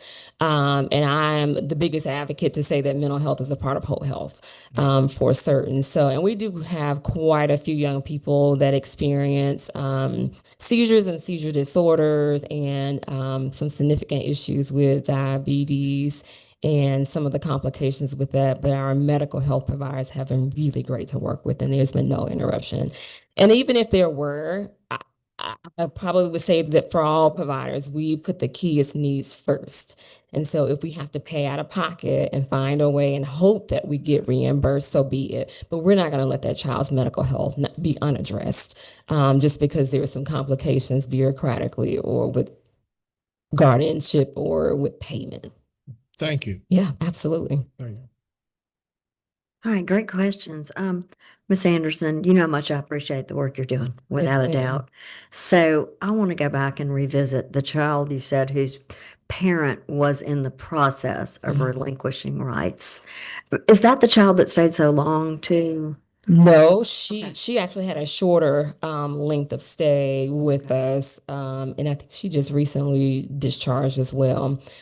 Two twin seaters. That's been a really great, I think, partner for both Youth Villages and for DFACS. But no, in that particular case, she did not have the longest length of stay. The longest length of stay was the 17-year-old male who was adopted, and the adoptive parents refused to come and get him, and DFACS refused or declined to take custody of him for such a very long time. And Youth Villages had to, the majority of the legal costs that I shared on the PowerPoint came from that specific case. We spent about $5,000 on his specific case, where we as an organization had to retain legal representation and send letters and have calls with the adopted parents about their responsibility and potential consequences. And then also just some communication that we had to send to DFACS about some federal statutes and the fact that this child being in a more restrictive setting when he is actually ready to transition to a less restrictive setting in a lot of ways is violating a child's right to be in a lower level of care when he has done the work and he is stable to do so. Thank you. That's very important. So that young man went on, Yes. and DFACS did eventually take custody? Yes. They Yes. did. Mhm. What about the one that the child whose parents relinquished rights? Did DFACS take custody? They took custody, and that's the case where we have seen them take custody the fastest. But I do think that it's because the parent was very clear and adamant that they were relinquishing rights because they had initiated the process in court themselves. Okay. So, no doubt, the greatest challenge is a young person with a behavioral health condition. Yes. What are some of the resources you're aware of that maybe we're not using as well as we could, that you think could better support our families and youth in that sphere? Great questions. And so that's going to probably lend me back to this conversation of prevention services. I think that we are underutilizing prevention services and under-resourcing prevention services. There are many providers, very much like youth villages and Wellroot and Hillside, and there are many, many prevention service providers. And while the prevention services will look different, based on each of the providers, the scope of work will look different. The frequency in which the services are implemented could look different. The cost can look different. But we are ready to mobilize and really see ourselves transition and expand throughout the state. In order to be able to mobilize and expand, there has to be the funding source that will support that. There has to be the partnerships in each of the areas. And again, I want to be able to highlight it's important that we focus on all 159 counties and not ones that have the most populous children with issues or the most easily traveled, all of those things. It's got to be every nugget, nook and cranny of our state that we have to focus on. And so underutilized and probably under-resourced is prevention services, and giving more emphasis to that, I think, would be the very first thing. I will certainly advocate and support for what MindWorks has shared, being able to look at how LIPT and match can be not just appropriately funded, but appropriately resourced. Because we are, especially residential providers, it's ingrained in us to make sure that we are referring kids to LIPT while they're in residential, not just when they initially get there, but then also to continue that communication with LIPT team so that we can do updates and we can work on discharge planning when there are some barriers. But every LIPT is different and there are lots of challenges with those things. And so if we're looking at how to fund and to resource LIPT and match, as matches continue to get a lot of great traction, I think that is something that we can certainly do a whole lot more than what we've done in the past to help bridge, I think, a lot of gaps and create more integration in our services as we look at providers and state agencies and just the overall, I think, spirit of partnership for sure. Thank you. Thank you for, I would say, encouraging that effort Yes. that we're hearing about this morning as well. So I appreciate you, appreciate the work you do.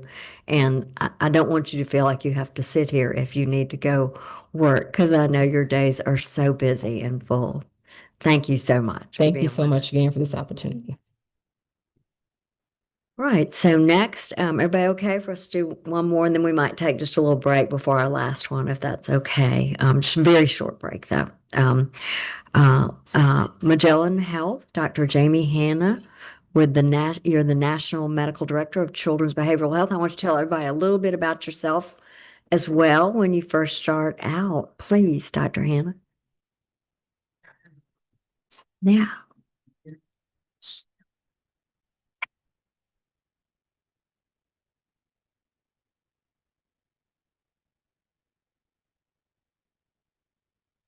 Thank you so much for the time today. My name is Don Nelson. I'm the Vice President for National Government Affairs at Magellan Health. Magellan Health is a behavioral health company. Our roots of our company go deep, nearly 50 years in terms of addressing behavioral health of all ages, from children to adults. We have worked in the state of Georgia in many, many capacities over the years, in many iterations of the company, particularly in the behavioral health space and some other associated spaces.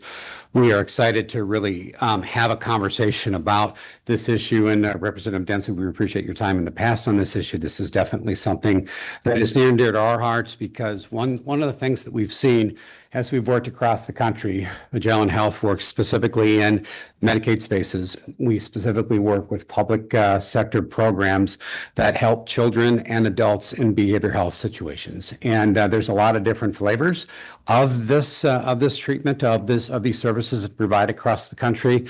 And as this issue has evolved, we have found many ways to kind of share our experiences. And that's what we want to do today. We want to share our experience in this specific space where we've seen some success, But I will simply say that every state provides a different set of conditions in how the solutions present themselves. And, well, today we're going to be talking about Louisiana.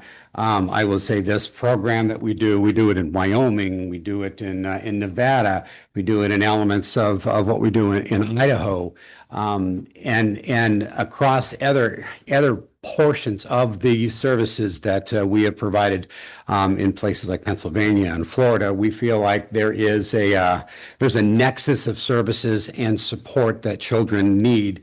And I would say the number one trend that we've seen across the country as I navigate and talking to Medicaid directors and state departments of health secretaries is children are that special population that we definitely see the focus on, and where the biggest gaps and needs often present themselves. And so that is one way we have oriented our company there, because we want to address the issues at hand, because those are oftentimes the focus on the hardest kids to serve. And we've heard a lot about that today in terms of serving these kids, making sure that the conditions in terms of which they're in hospitals, the conditions in terms of the guardianship and the abandonmentship, how do the services, whether they be prevention, crisis stabilization, or even success in graduating from a program as they age out, how are those services delivered? And in what way can they be delivered in a way that provides success for the kids?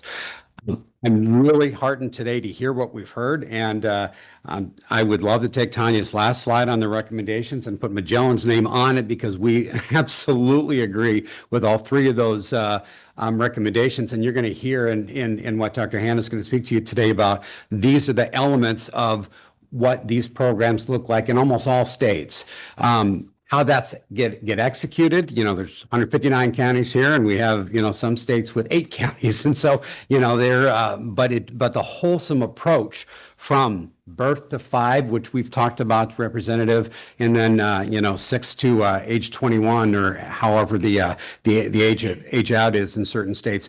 That is really what our focus is. And so I will turn this over to Dr. Jamie Hannah. Dr. Jamie Hannah is our National Children's Medical Director, very intimately involved in what our program is in Louisiana and how we've developed our program in Nevada and Wyoming specifically. Again, all very, very different approaches based on the needs of those states and the populations and the ruralness.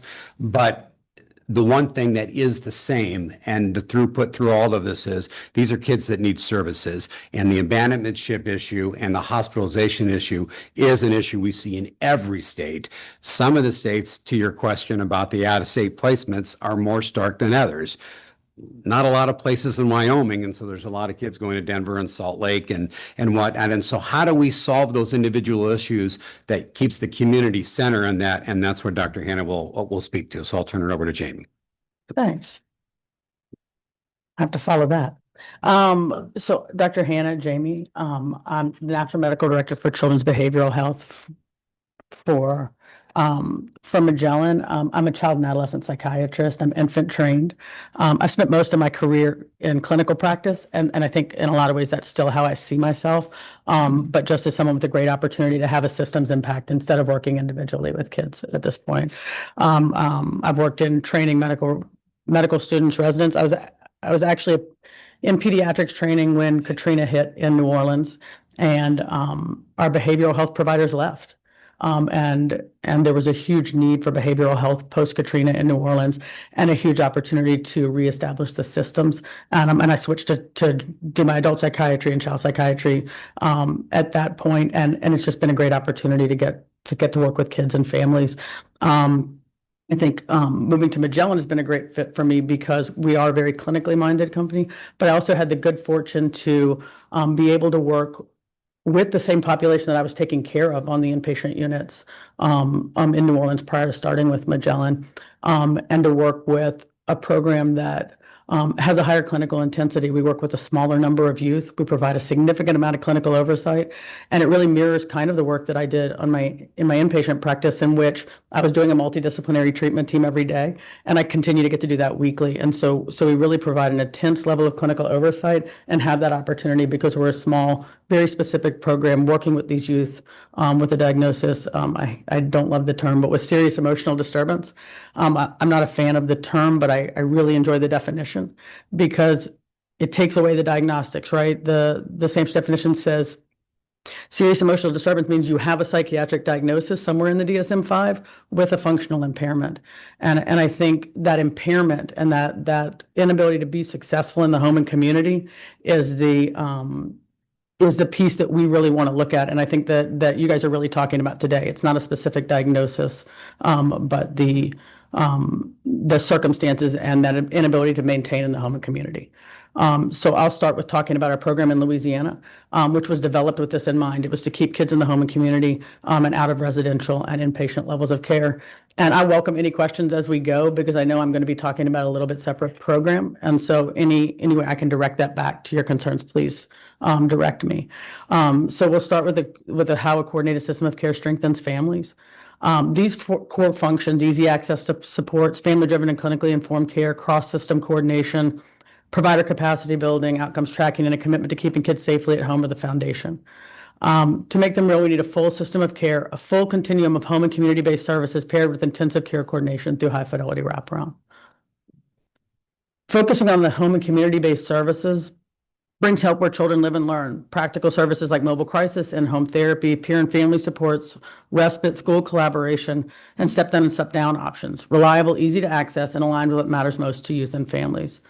High-fidelity wraparound can be the core that makes the continuum work. It aligns child welfare, education, behavioral health, and developmental services around one family-driven plan with clear goals, shared roles, and data-informed adjustments. The care coordinator isn't just scheduling, they're addressing the barriers to access to care, elevating the family's voice, and creating that family-driven plan, and right-sizing intensity, sequence, and duration of care. We really emphasize, we think about the continuum of care as a foundation, as kind of a pyramid of services, right? And that foundation of those community services that most kids will utilize and access. And often when we're talking about, particularly when we're talking about abandonment, we're very focused on those higher levels of care, which are necessary parts of the continuum. But for most of our youth, they're going to access those community-based services. And I'll give an example. We had a work group that was focused in Louisiana on collaborating for youth with developmental disabilities and behavioral health disorders. And that had been a real challenge because they had been siloed in the past. And one of the advocates, who was a parent of one of the children in our program, said, what we want inpatient hospital and residential programs that will provide care to youth with developmental disabilities. We cannot access those programs. And I said, I think we need to even take that bigger, because we do want access for everyone to those resources, but what we really want are the resources that keep kids home, happy, healthy, and safe. And I think we have to think bigger when we talk about this. And as the previous speaker emphasized, talking about those preventative pieces that keep kids in the home and community and address challenges early on. You flipped for me, thanks. No, this one's good. Thanks. So our program focuses on coordinated care through high-fidelity wraparound. High-fidelity wraparound is defined as the evidence-based mechanism for intensive care coordination for children and youth with complex behavioral health needs. This provides, in our program, a dedicated care coordinator with a low caseload who convenes a child and family team that involves all of these members of the child's care. So all of the providers, and all from all of the home and community-based services, but also across state agencies. We monitor fidelity and outcomes, and the result is a coordinated, culturally responsive care that reduces unnecessary hospitalization and residential placement, improves school stability, caregiver confidence, and helps youth remain home and safe and connected to their communities. And I think the really big piece that I want to emphasize is that with high-fidelity wraparound, we change the dynamic. So for a lot of families who are coming in and having that first encounter with behavioral health services where they're not having their needs met, this is an opportunity for the family to have that voice. And I will say this was a little bit of a difficult transition for me as an MD because I like to make the plan. And I like to tell people what I think that they should be doing because I often think I know.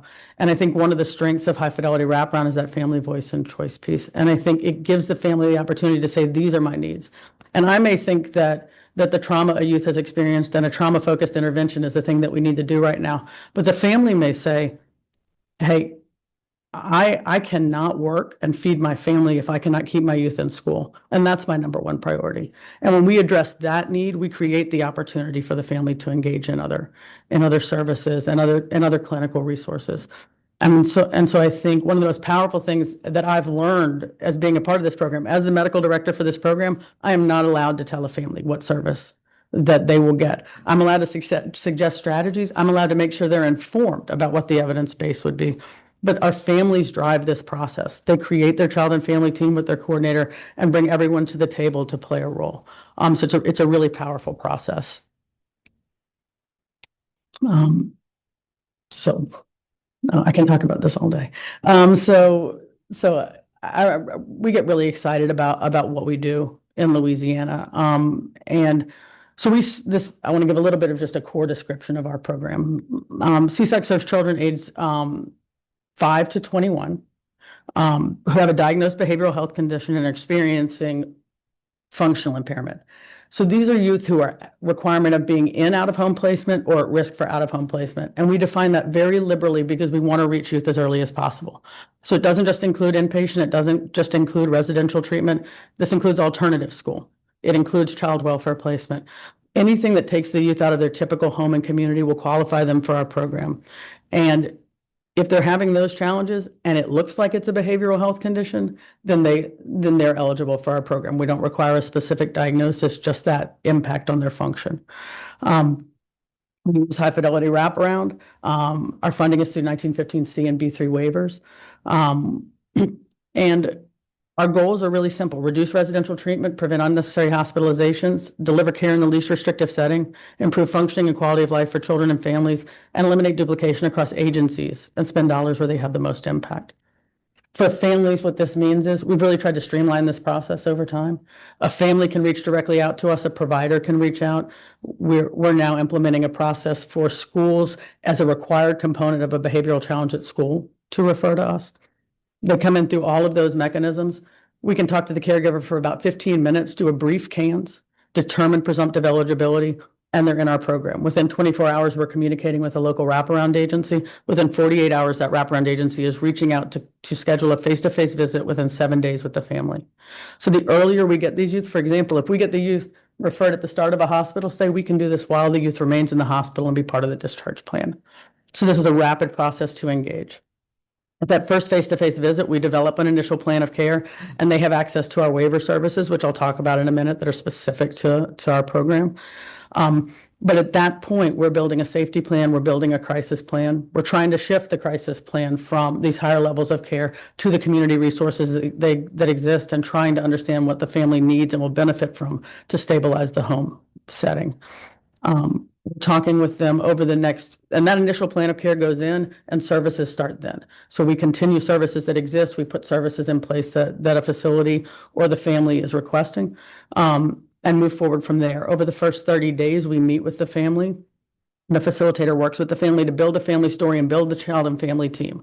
That's made up of not only the formal supports like the providers, teachers, school representatives, but also the informal and community supports that are out in the community that build upon the strengths of the child and family. So reaching out to family, church supports, all of the people in the community that are part of that child and family's life. And during that first 30 days, we build out the initial plan of care and then move forward with child and family team meetings occurring on a monthly basis or anytime the plan needs to change. Magellan's role is a little bit separate. All of that's happening at the wraparound agency. Through Magellan, because we're working with a small subset of youth, we know these youth. We're providing significant clinical support and oversight so the experience stays coordinated and effective. We provide clinical consultation and rounds. If a youth goes into the hospital, we're rounding and staffing and talking to the wraparound agency. If a youth goes in the hospital twice in 60 days, they get to spend 30 to 60 minutes with me and my clinical team to talk about what didn't work from a standpoint of discharge planning in the previous hospital stay and engaging with that family to ensure that there's a more successful discharge plan. We work with the hospital so that hospital is aware of risk on initiation. Our facilitators participate in family sessions in the hospital and drive that discharge planning from day one of the hospital stay. And that leads to shorter hospital stays. Despite our youth being the most complex, at risk for out-of-home placement, and having spent significant time in out-of-home placements, our hospital stays are shorter and really represent just crisis pauses and planning and moving back into their outpatient plan. We work really hard. Our plan of care determines our authorization. So as soon as that plan of care is set by family, we work really hard for rapid authorization for services to go immediately into action. You can go to the next one. Talk about CSAC all day.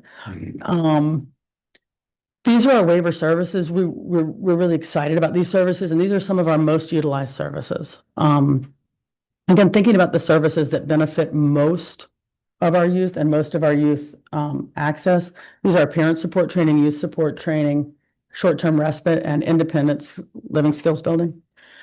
These are waiver services that are only accessible to the youth in our program and are accessible from the time that they become eligible. And our peer and parent support are our most utilized service across, including our clinical services, and provide significant support in the home and community for the family. Our short-term respite, I do want to be specific about that, because when we think respite, sometimes we think more of like a crisis stabilization respite.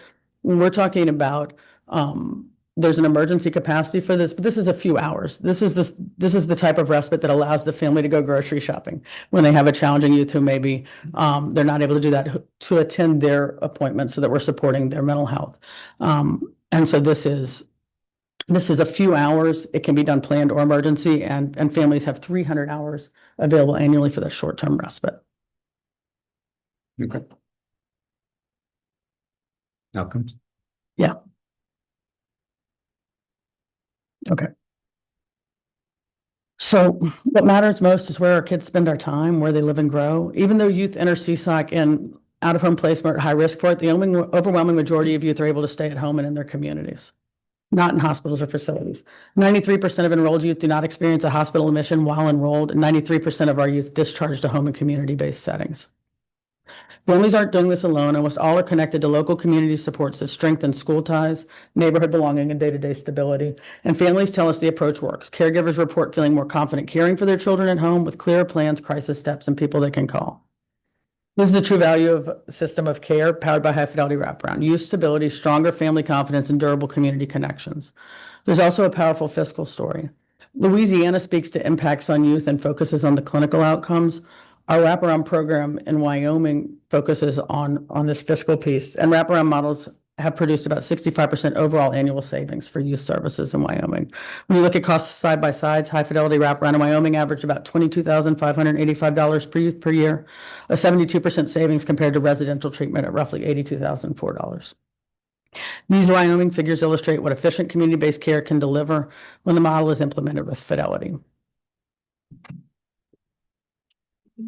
I have a case study that I wanted to present just to kind of give an example of a youth who might present to CSAC. This one? Yeah, Jordan. This is Jordan. Our typical presentation is a 14-year-old who's male.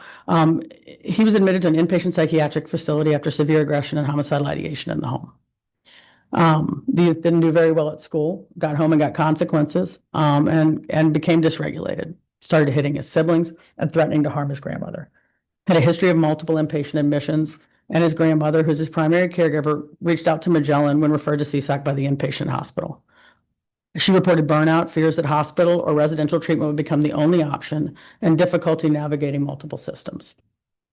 On the first call, we supported to complete a brief CANS, so we had a clear view of immediate risks and priorities and were able to determine initial eligibility. We notified the wraparound agency of the referral. They spoke to the youth's grandmother while he was still in the inpatient setting. The wraparound facilitator reached out to the inpatient facility and was able to schedule the first face-to-face meeting with the youth and grandmother prior to discharge. At that visit, the family and facilitator built an initial plan of care with a focus on safety and crisis steps, and we initiated the indicated services. And the family requested parent and youth supports, short-term respite, and then we put in place the clinical services that the hospital was recommending. At that time, the caregiver was really hesitant. She said, I don't know if I want to do all this. We've talked about it. I've tried a lot of outpatient services and it's just not working for us.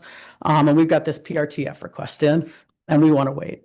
And so we said, okay, but let's start putting these in place and let's build a backup plan. The PRTF request was later denied, and she built a working relationship with the facilitator at that point, and they agreed to fully engage with wraparound in the home and community-based services. Over the first 30 days, the team completed a psychosocial assessment and a CANS, gathered school information, and scheduled psychological testing. Big pieces for this youth was that they really were having challenges at school, and that behavior at school and difficulty in performing had been a longstanding piece. There was an IEP in place, but no clear diagnosis. So we reached out. So then we built a family story. Jordan was highly visual and creative, found calm in drawing and painting, and was connected to an art teacher and a church mentor. The child and family team made up the caregiver, the youth, the art teacher, school counselor, facilitator, therapist, and a representative from the developmental disabilities offices who provided consultation. Finalized a family-driven plan with 3 goals. Number 1, safety and regulation at home. 2, school stability supported by a comprehensive IEP. And 3, daily living and communication skills using art as a strength. Despite the plan, the first few months were bumpy. We see most of our inpatient hospitalizations during those first 3 months where hospital remains the crisis plan for families. And Jordan did go back into the hospital after an additional crisis at home. The crisis plan was activated, the inpatient stay was brief, and the discharge coordination prioritized rapid re-engagement and school transmission. Over the first 60 days, psychological testing was completed and confirmed a mild intellectual disability. That finding reframed behavior, skill gaps, and guided IEP amendments and adaptive skills instruction through the developmental disabilities consultation. Team support met 2 to 3 times weekly with the youth in natural settings, practicing regulation and communication with visual schedules and art breaks as a regulator, and parent support focused on de-escalation, task analysis, and prompting strategies aligned to Jordan's cognitive profile. Short-term respite was put in place to support the family for weekend coverage and emergencies as needed. And the school built art into his daily routine to give him an opportunity to build on his strengths. Throughout this, Magellan provided clinical support and oversight and rounds, kind of as we discussed previously, and monitors his CANS performance and his plan of care. By 6 months, we saw sustained stabilization, no further emergency room visits, and reduced crisis calls, and he was consistently attending schools. He was using art as a bigger skill and engaging more in art, particularly with his church mentor who was taking an active role in his life. The grandmother said, I know what to try first, second, and third, and I have people I can call. As we moved toward transitions, he tapered away from some of the formal clinical services that he had been engaged in, and the natural supports and community pieces stepped up. The family felt confident in having both the education and developmental disability services, and the family was discharged successfully. So even with early hesitation, 1 mid-course hospitalization, pairing high-fidelity wraparound with the home and community-based services, getting that identification for the developmental disability kept this youth in the home and community.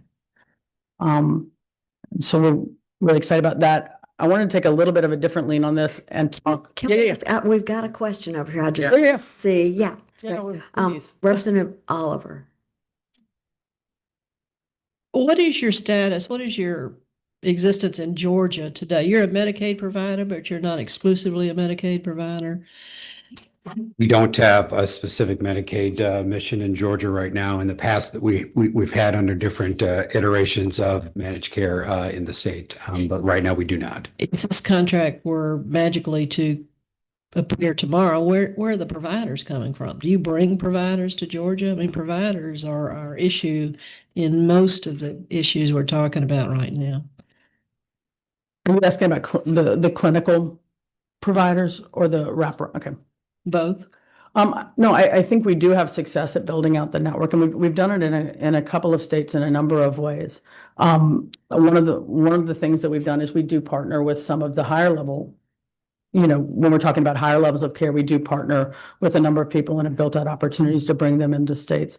But from a clinical standpoint, we've really looked to build on the strengths of the providers in the community and create opportunities for education and advancement.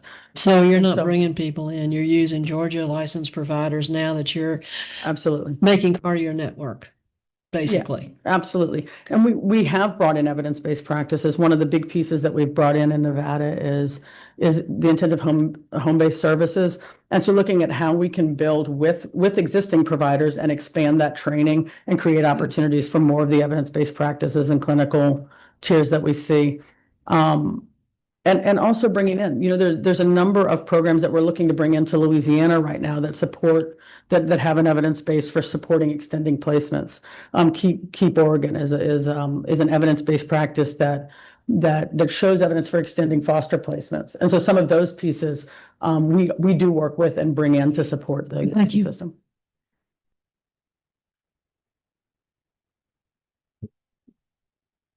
Anything else right now? Let's move. Keep going. You go ahead. Okay.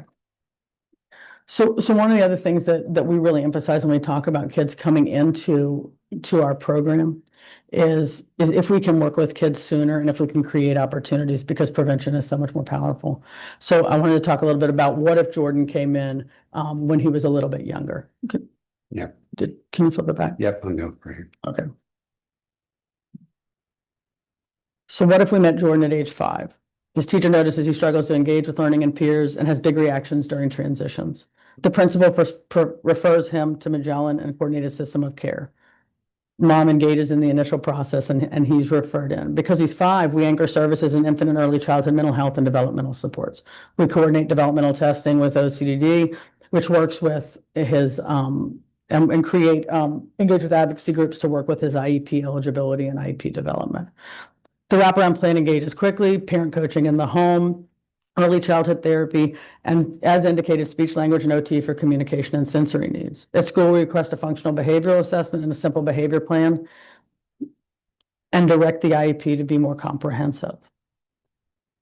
Immediate outcomes follow. Jordan receives tailored educational behavioral supports at home and school. Interactions with peers and teachers improve because adults respond to the need beneath the behavior. Early safety steps prevent aggression with siblings from escalating. Mom has a plan, people to call, and can stay at work consistently, easing financial stress. Magellan provides clinical consultation, rapid authorizations, and fidelity monitoring so services start on time and stay aligned with the plan. The long-term arc shifts too. With early identification and a correctly structured IEP, ongoing parent coaching, Jordan builds regulation, communication, and learning skills. He stays in his neighborhood school, practices success every day, and remains safe at home with strong natural supports. This trajectory keeps him on track to graduate high school and reduces the likelihood of costly system involvement later. And I think this is one of the biggest pieces. With the opportunity to work earlier and engage, we see a huge impact on what our engagement is. So this is the difference between our first Jordan, who is in that 6% who sees a hospital stay during our stay, and our 93% who stay in the home and community because we're engaging early and helping families access services.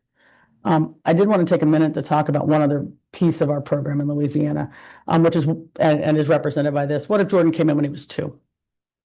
We have the good fortune to get to work with the whole continuum of youth in Louisiana. And we not only have the coordinated system of care for youth who are 5 to 20, but we also have the opportunity to work through our early childhood services and support program with youth who are 0 to 5. And so in that program, if we talk about mom presenting, mom comes in and Jordan's 2. He's having big tantrums, limited words, hard transitions, everyone's exhausted. So a pediatrician refers to our early childhood services and supports program.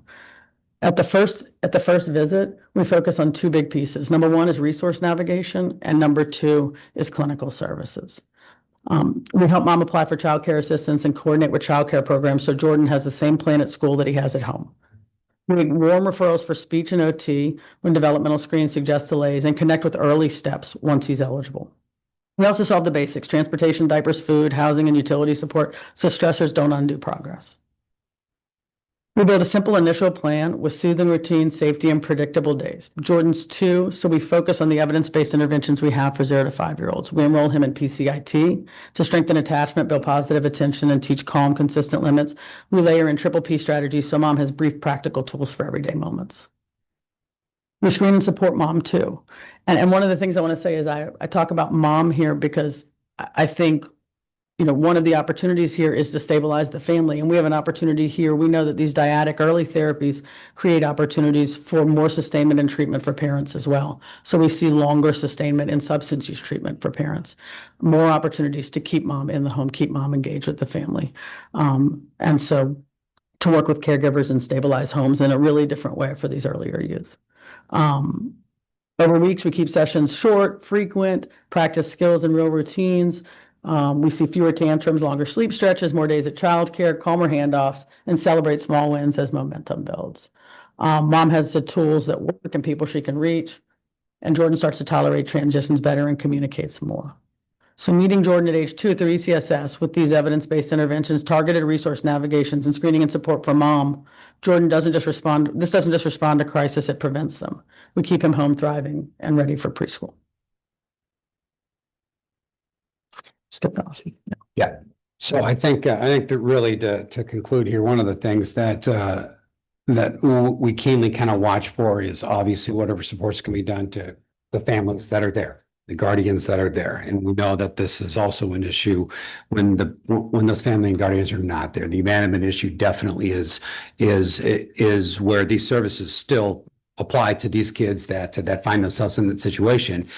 We've heard today that a number of those resources, particularly coordinating with DFACS, is a very, very important aspect of this in terms of the guardianship. And that is a very important aspect of this program as well, because unfortunately, not all these kids have those kind of natural supports at the home. And we need to make sure that the services do not discriminate whether there is natural supports at home in the community or not. So. Yeah, and one of the things, and I think listening to the conversation today, I think one of the things, or I'll say two pieces that we've really had an impact on these lengthy hospital stays and seeing youth. We have a little bit different picture in Louisiana because when a youth is in a higher level of care and a family makes a determination that they will not pick up the youth. At the time that the youth is ready for discharge, not prior, but at the time the youth is ready for discharge, our DCFS, which is our child welfare, assesses and takes custody if the family is not willing to come in. And we work really hard to prevent that. And I will say, because we're working intensely with these youth, for the youth who are enrolled in the coordinated system of care, we can predict this as a risk 6 to 9 months in advance. And we start working with the family to stabilize that home. And that can take on a number of different approaches. I think for some families, it can be looking at whether, the first question when a family is saying, hey, does this youth doesn't feel safe at home? I think the first thing to assess is the youth safe at home? Right? Is a higher level of care indicated? Do we need to be accessing that resource? And what is the role of a higher level of care? And so that's the first thing. But then the second thing is, what are the resources that we can put in place to stabilize this setting? And what is the right setting in the home and community for the youth? And we're able to do that because we're engaged with these families, and the wraparound agency and the facilitator are on the ground communicating with these families. So we have an opportunity to be preventative, not only in the long-term game where we're talking about engaging families sooner, but engaging with families as they come in. Like for this case that we talked about, a grandmother who's saying, hey, this is the only answer. Creating and putting those pieces in place. I think the other piece where we've really seen success is in the cross-system collaboration that we're able to do. So we see ourselves as the state partner for youth with serious emotional disturbance. And so for these youth, even if they're coming in to us as a product of having challenges with placement. So they come in during a hospital stay where family leave. We're playing an active role in consultating and breaking down those silos. I think a really big example of that for us would be prior to 2017, you could not have the waiver for developmental services and behavioral health services in the state of Louisiana. So you had to choose. Most families rightly chose the developmental waiver because it's lifelong. And so we didn't see those youth. But after 2017, the population we were working with really started to change. And I think that's a product of the way that we look at autism spectrum disorders and how they're presenting, the way we look at externalizing behaviors in the context of developmental disorders. All of that started to change, and we saw more presentations in behavioral health. And one of the things that we saw was that the number one risk factor for an inpatient admission and recidivism in the inpatient setting was actually a comorbid developmental diagnosis or red flags indicating a potential developmental diagnosis. And so one of the things that we did was we reached out to the Office for Citizens with Developmental Disabilities, and we said, hey, we're really seeing challenges in accessing services for youth with behavioral health issues. And their structure was that they have a non-clinical person who is the gateway. And when they saw schizophrenia on a piece of paper, they said, this is behavioral health, not developmental. And we met with the clinical director for the Office for Citizens with Developmental Disabilities, and we said, hey, we have some youth who we do not think will benefit solely from a behavioral health intervention. Acute inpatient hospitalization will not solve this issue. And we'd really like to work with you to take care of these kids by coordinating with the developmental services across the state agencies. And I said, and I'm willing to bet that you have youth who are receiving solely DD services, who are facing behavioral health challenges and access. And we'd like to help you take care of those kids by making sure that you have behavioral health resources. And we were able to build a collaboration that started on an individual case-by-case basis and built up to systems level changes that change how they look at youth coming out of early steps and follow them across the early lifespan, so that they're making more frequent referrals, engaging, and those youth aren't getting lost early in the system and coming to us at age 14. And we built a system where we do our trainings together now. We do the behavioral health piece and the education that the Office for Citizens with Developmental Disabilities applies, presents to other state agencies, to providers, and we coordinated with them, and we've made systemic changes, and we've gone from 50% eligibility for our youth for developmental resources to over 90%.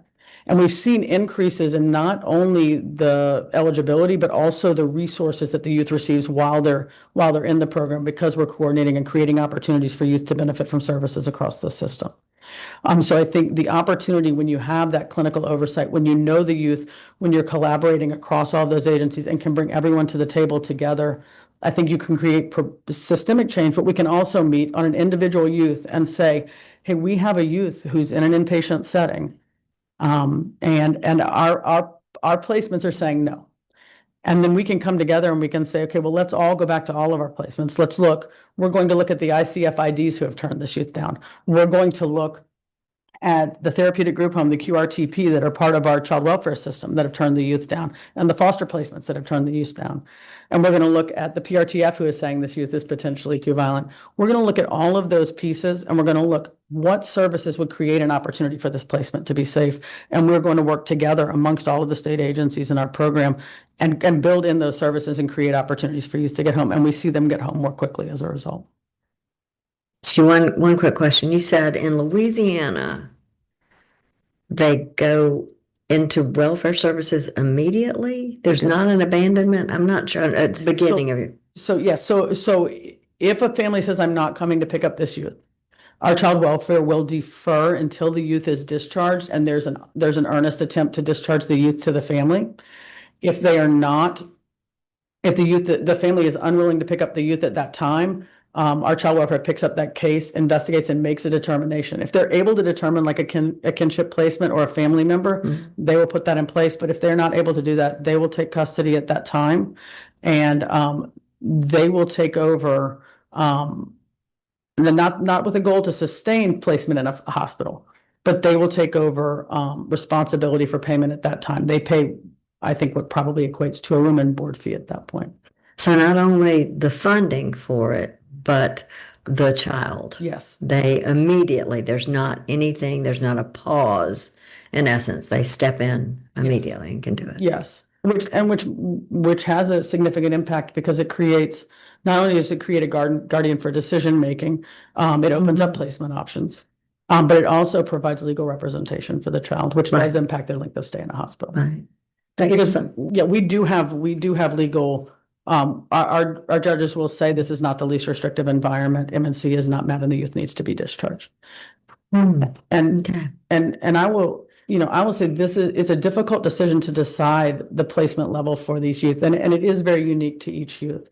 An inpatient setting, from our standpoint, does carry risk, right? They're in an acute setting, and to the point of maintaining a youth in a residential program, when you have a behaviorally structured inpatient unit where you've told a youth, if you do these things, you're able to go home.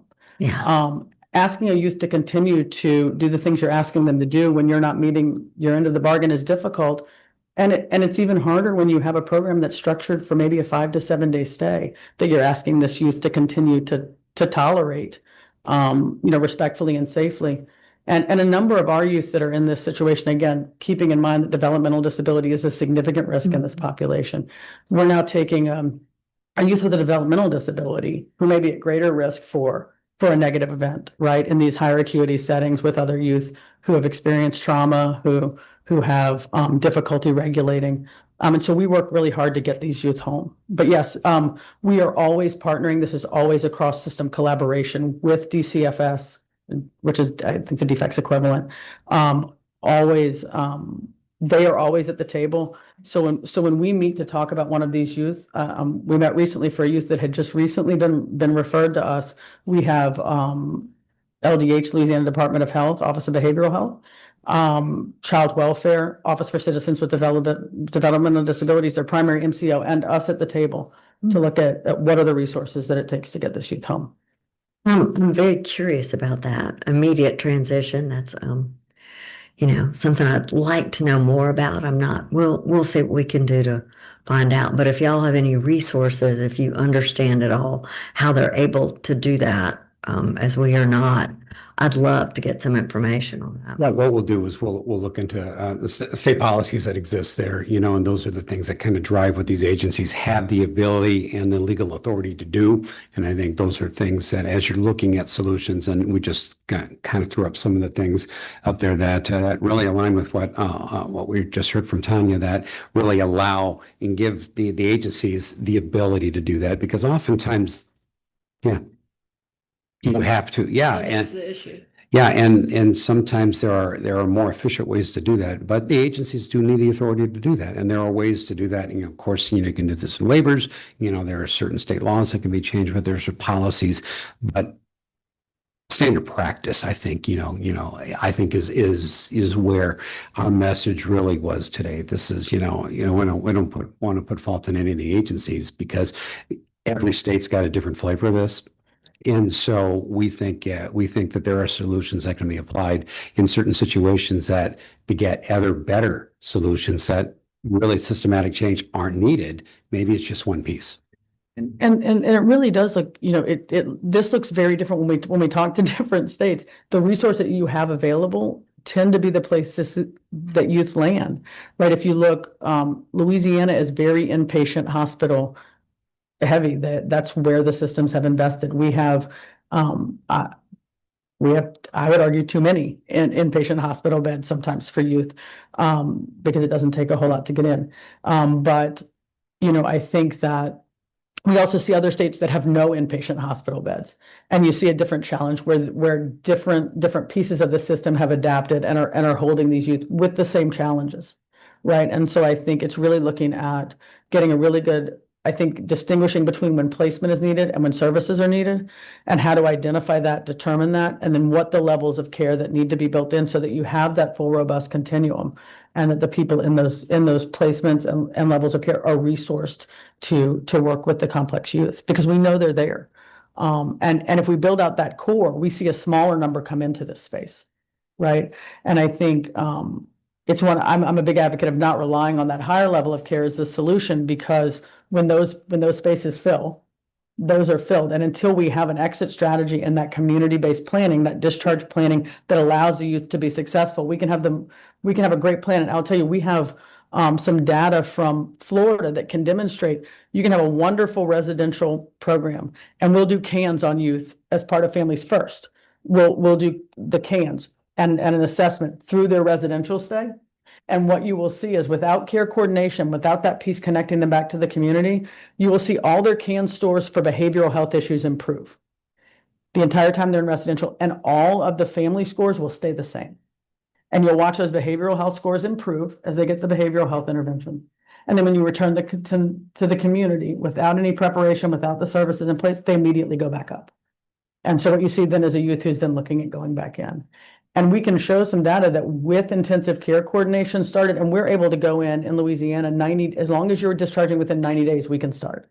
So even if you go, we can send kids into residential and work with them through that 90-day stay, if the plan is for a short stay to stabilize for a specific level of care, and keep the family connected and do all of those things. And it's not considered a duplication of services. But we can show that with our care coordination program both in Florida and Iowa. In Florida, the time spent in residential care went from over 365 days to just under 6 months.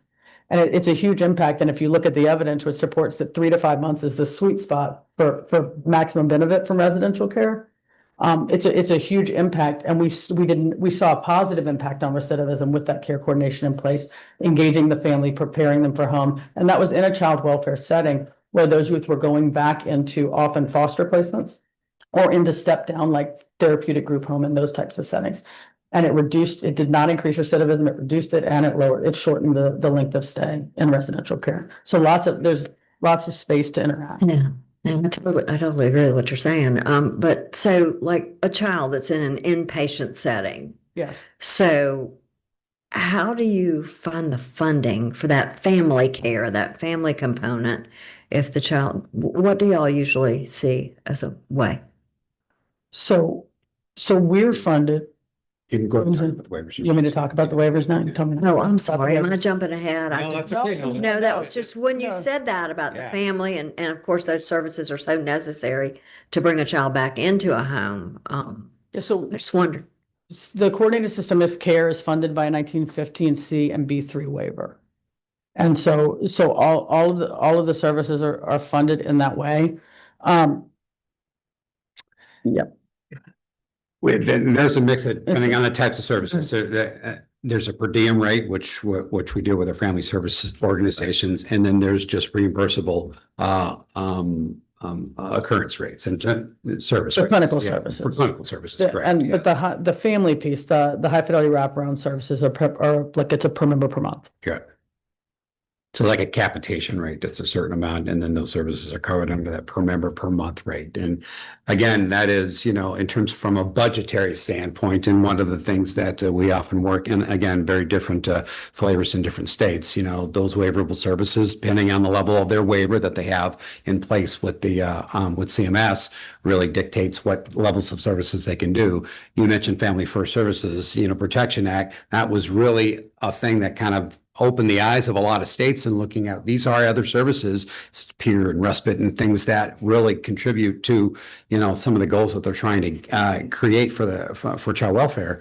However, nobody was able to figure out how to connect those to reimbursable services that are provided in the state. And I think that's always been the number one challenge. The 1915 waiver system, the home community-based services waivers, have been that kind of vehicle to allow these Medicaid reimbursable services to be put in front of these children that didn't have that available to them before. Right, and the B3 affords us the opportunity to work with the DD waiver without having dual waivers. And the waiver system it means that no matter the insurer, youth have access to this resource, right? They become Medicaid eligible as a result.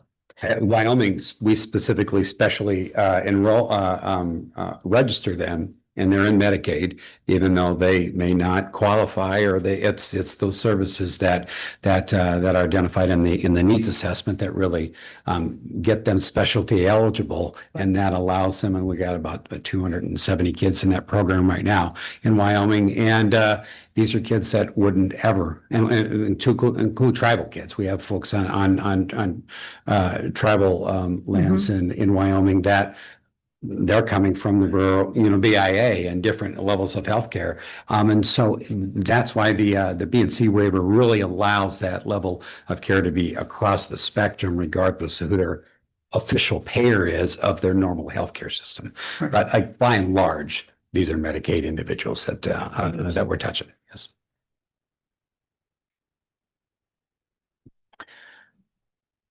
So, Representative, thank you so much. And we're always willing to answer as many questions as possible. We appreciate the indulgence on an out-of-state program. We feel very, very strongly in terms of our conversations we've had with you and others in the state, that this is something that the system of care can benefit the state. Does it have to be Magellan? No, but what it does have to be is that it has to be this, this level of focus on the needs of the kids, whether it's prevention or whether it's upon abandonment. those services as identified are still needed. And we believe that this is, this is something a lot of states will look at. And we are talking to a lot of states about this, in addition to the states that we do it with. And we're happy to see that the conversation is out there. So we applaud you on putting the committee together on this. And we've encouraged a couple of our colleagues around the country to look closer at this as well. Because, in the end, it's about providing services to these kids who need it. Mhm. And the trends that we've seen in this, to include the birth of 5 group, is something that evidence is showing there's good success when you can engage earlier. Yeah, absolutely. Thank you so much. Are there any questions or comments from members? Y'all have anything? We got it. We got it. Okay, thank you so much. Thank you. And thank you for the information you've left us with too, to help us get ready for the report, the next step. You betcha. Thank you. Yeah, okay, so Wayne, if you'll forgive us for just a minute, let's let everybody just take like maybe 20 minutes maximum, 15 minutes, and we'll come right back. There are some drinks and things in the room where 6 right across the hall for members here. And yeah, so we can come back and think just a little clearer. We'll be back ASAP. Thank you.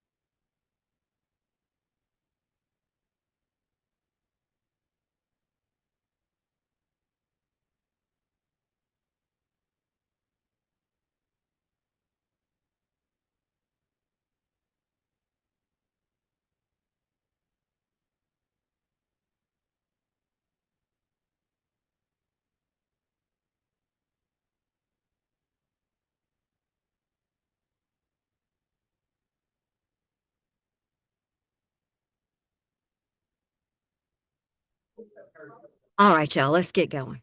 Uh-oh. Oh, sorry. All right, y'all, let's get going. Let's come back. I know everybody's ready to get on the road or to the next meeting that they need to attend. Certainly, last but not least, today we're going to hear from four families from Wayne Noggle, the CEO and founder. And then we do have one person with public comment, which is great. That'll help us close up this meeting in just a little bit. But Wayne, take your time and help us get smarter. Thank you. Figure out how to use this. Where do I just click on the side over here? Is that why I do that? Oh, that's how I do it. All right. Hey, well, thank you for letting me share today and for inviting me. I was excited when y'all invited me, and then I saw the list of people and I was like, I think the invitation came to me on accident, but I'm excited to be here. So I'll tell you a little bit about I heard about people's background. My background is not social work. It's bulldozers and tractors and construction. In 2012, my wife and I, we opened our foster home and we got a phone call within 5 minutes, and we took in a little girl who had been born down here by the 5 Points MARTA station and abandoned the night before with multiple drugs in her system. 53 weeks later, we got another phone call that mom had another baby. So we went and got her. Another year went by, and April 8th of 2014, we adopted both those little girls. Their mother was put into foster care at 5 years old. She aged out at 18. She has significant mental health issues. She is a prostitute in Atlanta. She's probably not far from this building right now. She is a drug addict. She's a prostitute. She has all kinds of mental health stuff. She's also had 2 other boys that have died within a month of being born that she's given birth to in Georgia, along with 3 other girls. One of her other girls was born in Tennessee. She's actually got a great family and she's doing really well. She's in her mid-20s now. My girls are 12 and 13. She has another girl who was adopted by a family at birth. And at 12 years old, her mom and dad decided they didn't want her anymore. So they drove her back to the DFACS office and gave her back to Clayton County DFACS. And she would spend the next couple of years in programs. She would spend the next couple of years in hospitals and psych wards. She would give birth to twins at 16. At 18, she would age out of foster care and have another baby before she turned 19. She was living in a place in Atlanta that was horrible. My wife and I actually went down and got her, and we moved her to Gainesville.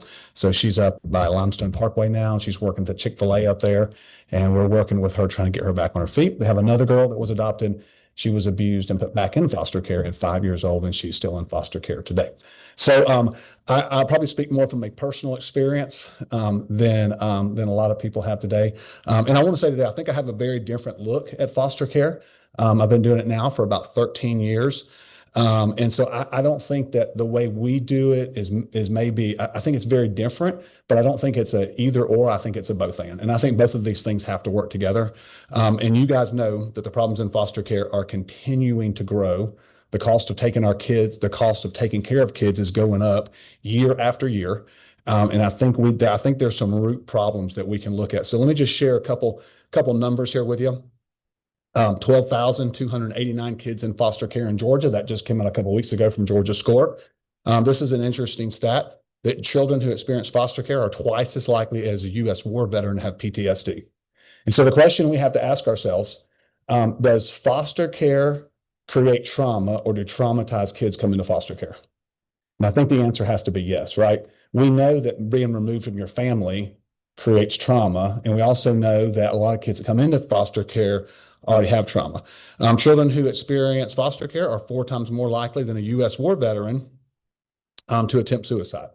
And so we know that these kids come in, have a lot of trauma. And sometimes I feel like with our system, and I do understand it, that we wait until the problems are really big before we start addressing them. And there are today, and I'm not sure this number is correct, data is very hard for us to get as providers.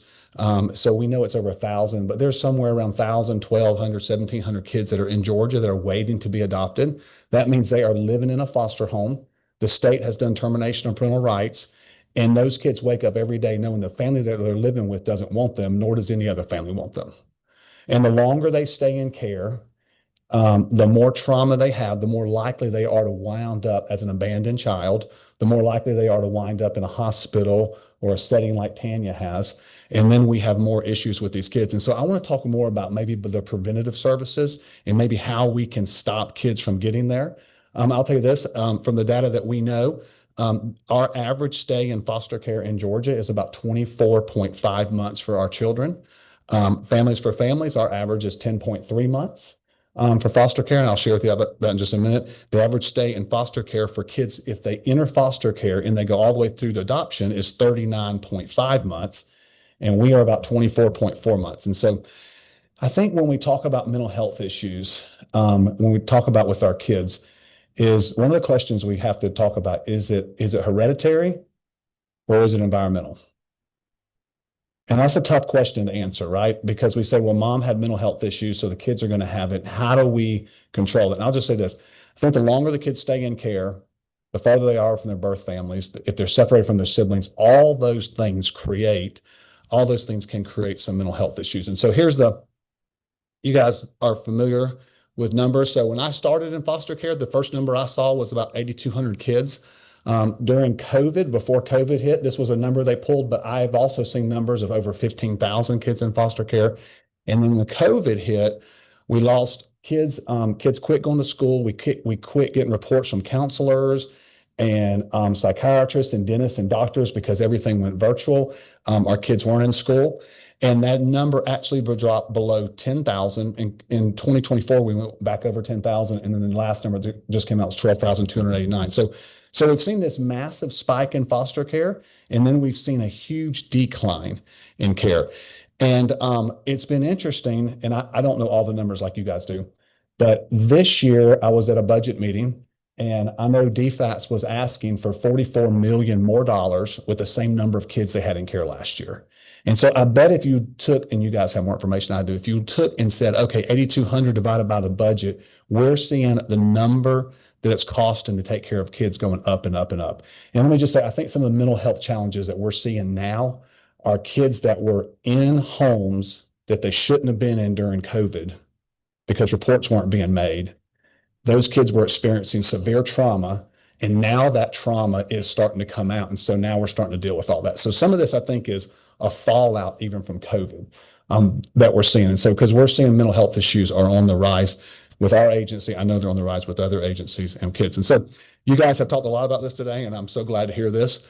My staff is actually talking about this. And so we're having some challenges with that. I think so we talk about, are we child focused or are we family focused? And I always say this, kids are never the problem. They're a result of a problem. Does that make sense? Like kids, the fact a kid is abandoned, that's not the problem. The problem is the family that abandoned the child. The problem is something that happened to get the kid to that point. And so I believe, and you guys have talked about some today, I think is good, is that we've got to be family focused. Everything's got to be family focused and not just child focused.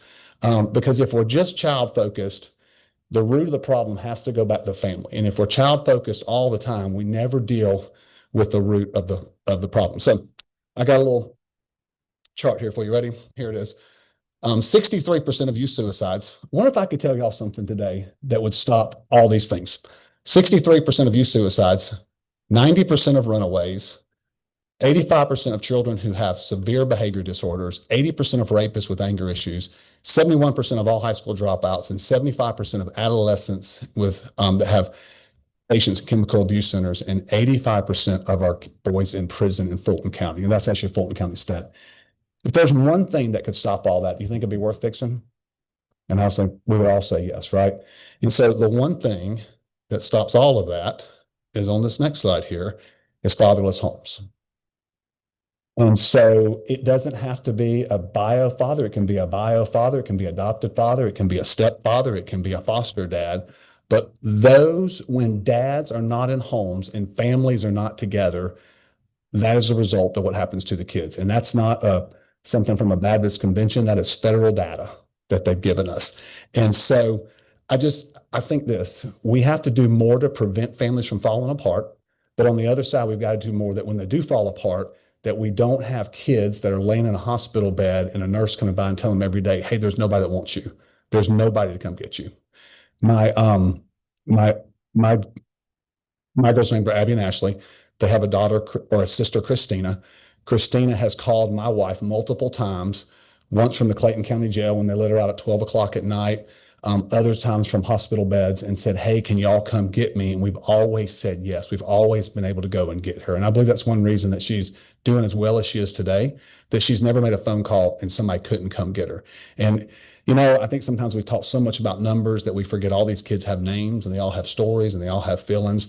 But if you can imagine being 12, 13 years old and laying in a hospital bed and nobody wants to come get you, how do you feel and how do you process that? And so I think we got to talk about that. Not just, you know, medication keeps going up. We spend more on medication every year. We spend more on behavior aids. We spend more on RAP services. And I just want to say this, and I know you guys are on my team with this and working through this, is you can't give a kid enough medication that he doesn't want a family. And you can't provide enough wraparound services to replace a family. And you can't provide enough behavior aids to stop a child from desiring to be in a family. And so, to me, that is the root of a problem. Here's foster homes in Georgia. So 2019, this is pre-COVID, 7,510 foster homes. We dropped to 4,650 in 2021. 2023, we dropped, or 4,559. We did have a little bit of homes back up in 2025 at 562. But since COVID, in the last 6 years, we have lost 2,500 foster homes in Georgia. Most of our families, we don't even open a family for one kid. We make them take two. So if you think about that, across the state of Georgia, we've lost 5,000 placements for children. That's a lot of placements if you only got 12,000 kids in care, right? So what does that mean? It doesn't just mean we've lost placements. It means that we have less options for kids. They're farther away from their birth families. Many times sibling groups are split up. And what we see a lot of times is we have an 8-year-old and a 1-year-old come into care, and the 8-year-old has been taking care of the 1-year-old. Like she's the 1-year-old's parent. And if you don't have an appropriate home, the 8-year-old that's taken from Fulton County goes to Macon and the 1-year-old goes to Gwinnett. And as soon as that 8-year-old gets in that home in Macon, she starts having severe behavior issues. Well, there's nothing wrong with her. She's worried about her little sister. She's been taking care of her little sister for 24 hours a day, 7 days a week. And we just removed her from her sister. And she may get to visit her in a week or two if a transporter is available. She may get to see mom. She may not. Most of our data tells us that kids would rather see their siblings than they would their birth parents. But so we split her up. And you know what we do when we start having behavior issues? We pay the foster family a higher rate to take care of her because now she's MWO. We give her a behavior aid and we put her on medication. Well, that's not the problem. We're just covering up the problem. We're spending more and more money covering up the problem. And the problem is we got to have families. And so I know you guys believe in this, and I know that we talk about this preventative services. And I think that it's so hard with preventative services because when we do them and the family stays together, we don't know if they stayed together because of our services or if they were going to stay together anyway. So it's very hard to track and understand that. But the one thing that we can fix is we can fix foster families. We can recruit more families where they're needed at. And I know Chairman Dempsey knows this is my soapbox that I've been down here talking about for over a year now, that the highest entry rate of foster care in Georgia is in Southeast Georgia. The second highest entry rate is Southwest. And I'll give y'all, if y'all email me, I'll give you my card. I can send you more data on this than you want to read. The other one is Northwest Georgia. Southeast Georgia has a 4 times higher entry rate of foster care than Fulton, DeKalb, Gwinnett counties do. And so we've got to go find homes where they are so that kids can be close to their parents. We've got to find homes where kids are so they can stay and the siblings can be together. And I'll just say this, I think when we do a poor job managing kids that come into care, and I don't think anyone does this intentionally, but we create more mental health issues sometimes than if we would have left them in their birth families. And so I got a couple ideas for you guys. These are just a couple solutions. I always get upset with my staff if they bring me problems with no possible solutions. Okay, so I'm gonna give you a couple of them, and they're probably off the wall, but I'll share them with you anyway. So possible solutions is performance-based pay for providers. So the way that DFACS pays now is they pay you if a child is a base rate or an MWO rate or SMWO. So if they have behavior issues or medical issues, the rate goes up what they're paying you, right? Which makes a lot of sense because they require more care.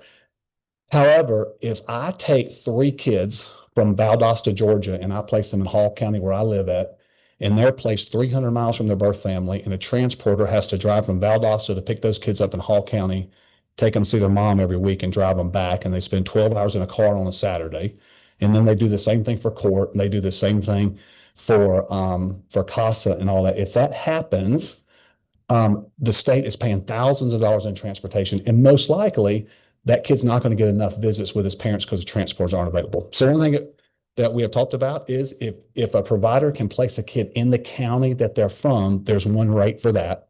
If they can place them in the region, there's a rate for that. And if they can place them within 50 miles of their family, there's a rate for that. I think those could be very small increments. But I think we've got to do something to encourage providers to place kids close to their birth families and not just bring them all to Atlanta. And that's kind of what's happening right now. So Families for Families, we have 9 offices all over the state of Georgia. We have to raise about $2 million a year just to make budget for what we do. And so I joke with I was at a foundation yesterday. I joke with everybody, we have the worst business model in the state of Georgia for taking care of children. And so we have multiple offices to keep kids close to their birth families. Not only does it cost us money to run those offices, but instead of our kids staying in care for 24 months, so we get money, they only stay in care for 10 months, they go back home. And so that can be a challenge. I think the other thing is and I don't know how to do this, but oops. I don't know how to do this, but I think we somehow got to hold families more accountable. You know, if I get a divorce and leave my wife and kids, I got to pay alimony and child support, or I go to jail. But if I abandon my kid to the state, there's very little accountability on that at all. And if you've ever been like, you go to the dentist or whatever, and they're like, oh, you need a $2,000 crown or whatever, and they go, well, you can figure out a care credit app. You ever seen those before, and it's like 0 interest, but you can finance it so you can get it done. I'm not saying you do this, but I think it could be a good idea. Wouldn't it be good if a provider said, oh, you're abandoning your child here, we have a credit app for you going to fill out. It's going to cost $4,000 a day for the state. So how would you like to pay for that? It's somewhere, if we keep letting families out of this with no accountability, it's going to keep going. It's going to keep going up and up and up. I have 7 kids. 5 of them are teenage daughters. There's some days I'm like, man, I would like a day off, and I don't know how you do that. And I think collecting the money is a hard part. I don't know if you tie that to, I was thinking you tie it to a driver's license, you tie it to a hunting license, you tie it to a fishing license or something. Like for me, if you don't take care of your kids, there's some privileges that you shouldn't have. And I know that's a strong statement, but I really believe that is something that would be possible.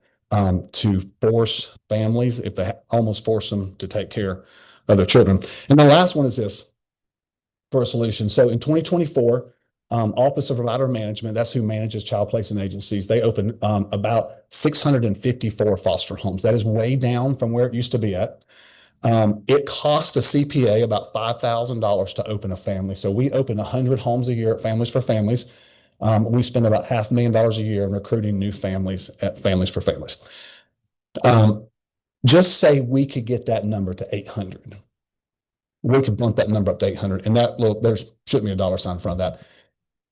If the providers, and you guys are aware because those providers are always asking for money, if the providers could pull down like $5,000 a year from the state for every home they open, it would encourage providers to open homes.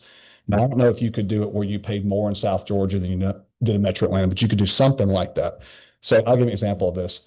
The reason most providers are not recruiting more homes is because we just don't have the funding and the financing to go do it. So I work with a lot of highway contractors. Ms. Dempsey, you're aware because you read our gala that we did. And one of them was telling me there was a budget for something in Gwinnett County. It was an $8 million budget for a DOT project. This company bid $32 million and they were the low bidder. So it's interesting with the DOT project. If the budget's $8 million and it costs $32 million, they bid it. And if it costs $32 million, they pay to get it done. And so I don't know how you work some of that in social work, but I have an idea on this money. So you guys are aware of the Fostering Success Act. There's a $20 million cap on that in 2024.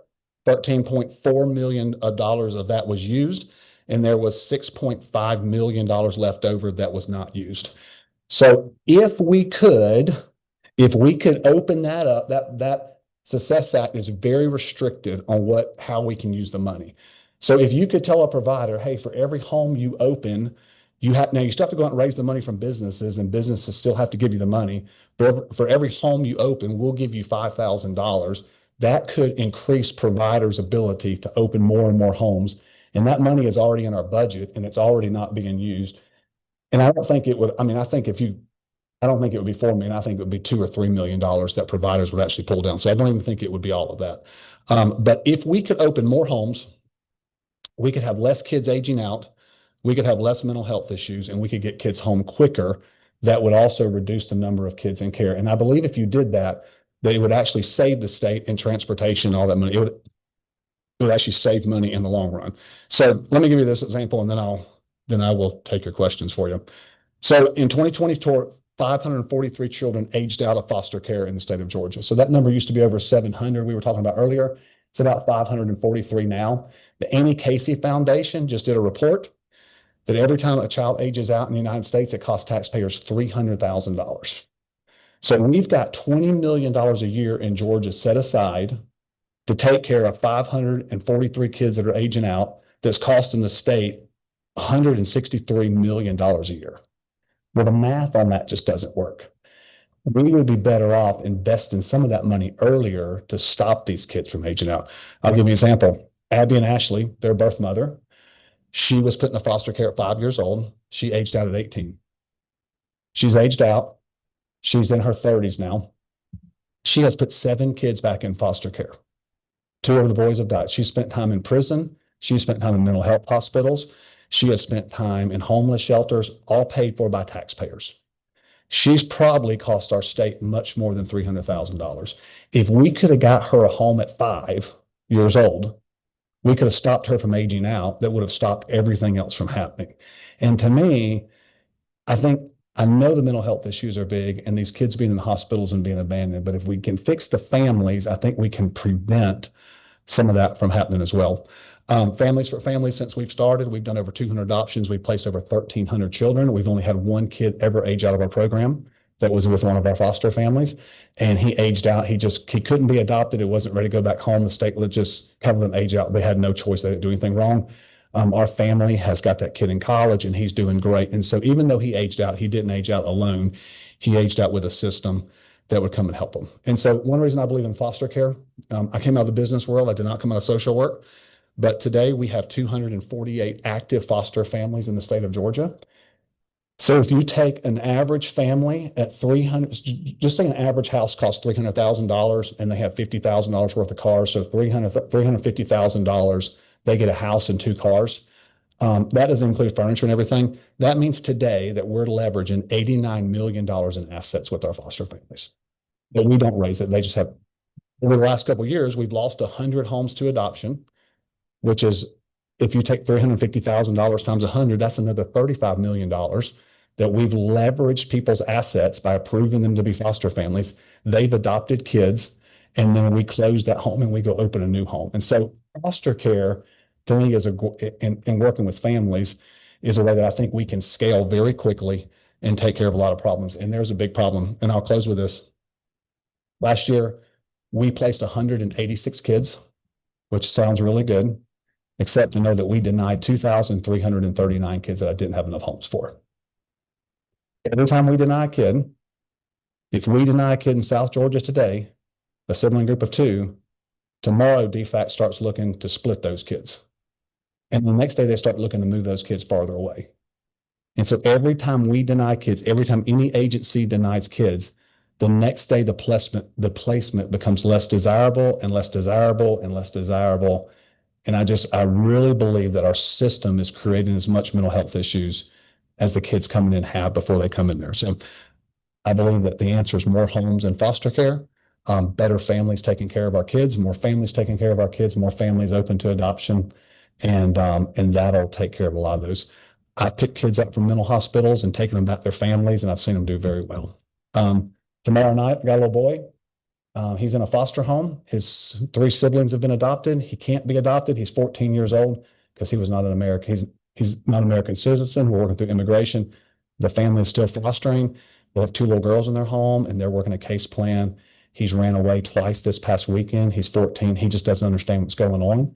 And so I'm taking that boy out, spend a couple of hours with him. And as hard as it is, he's got a great family that's loving on him and taking care of him, and he'll make it through this and he'll work through that. But it's going to take families investing in our children. And it's going to take us, I believe, investing in families and investing in agencies to go get more families. Or we're just going to keep spending more and more trying to cover up the problems.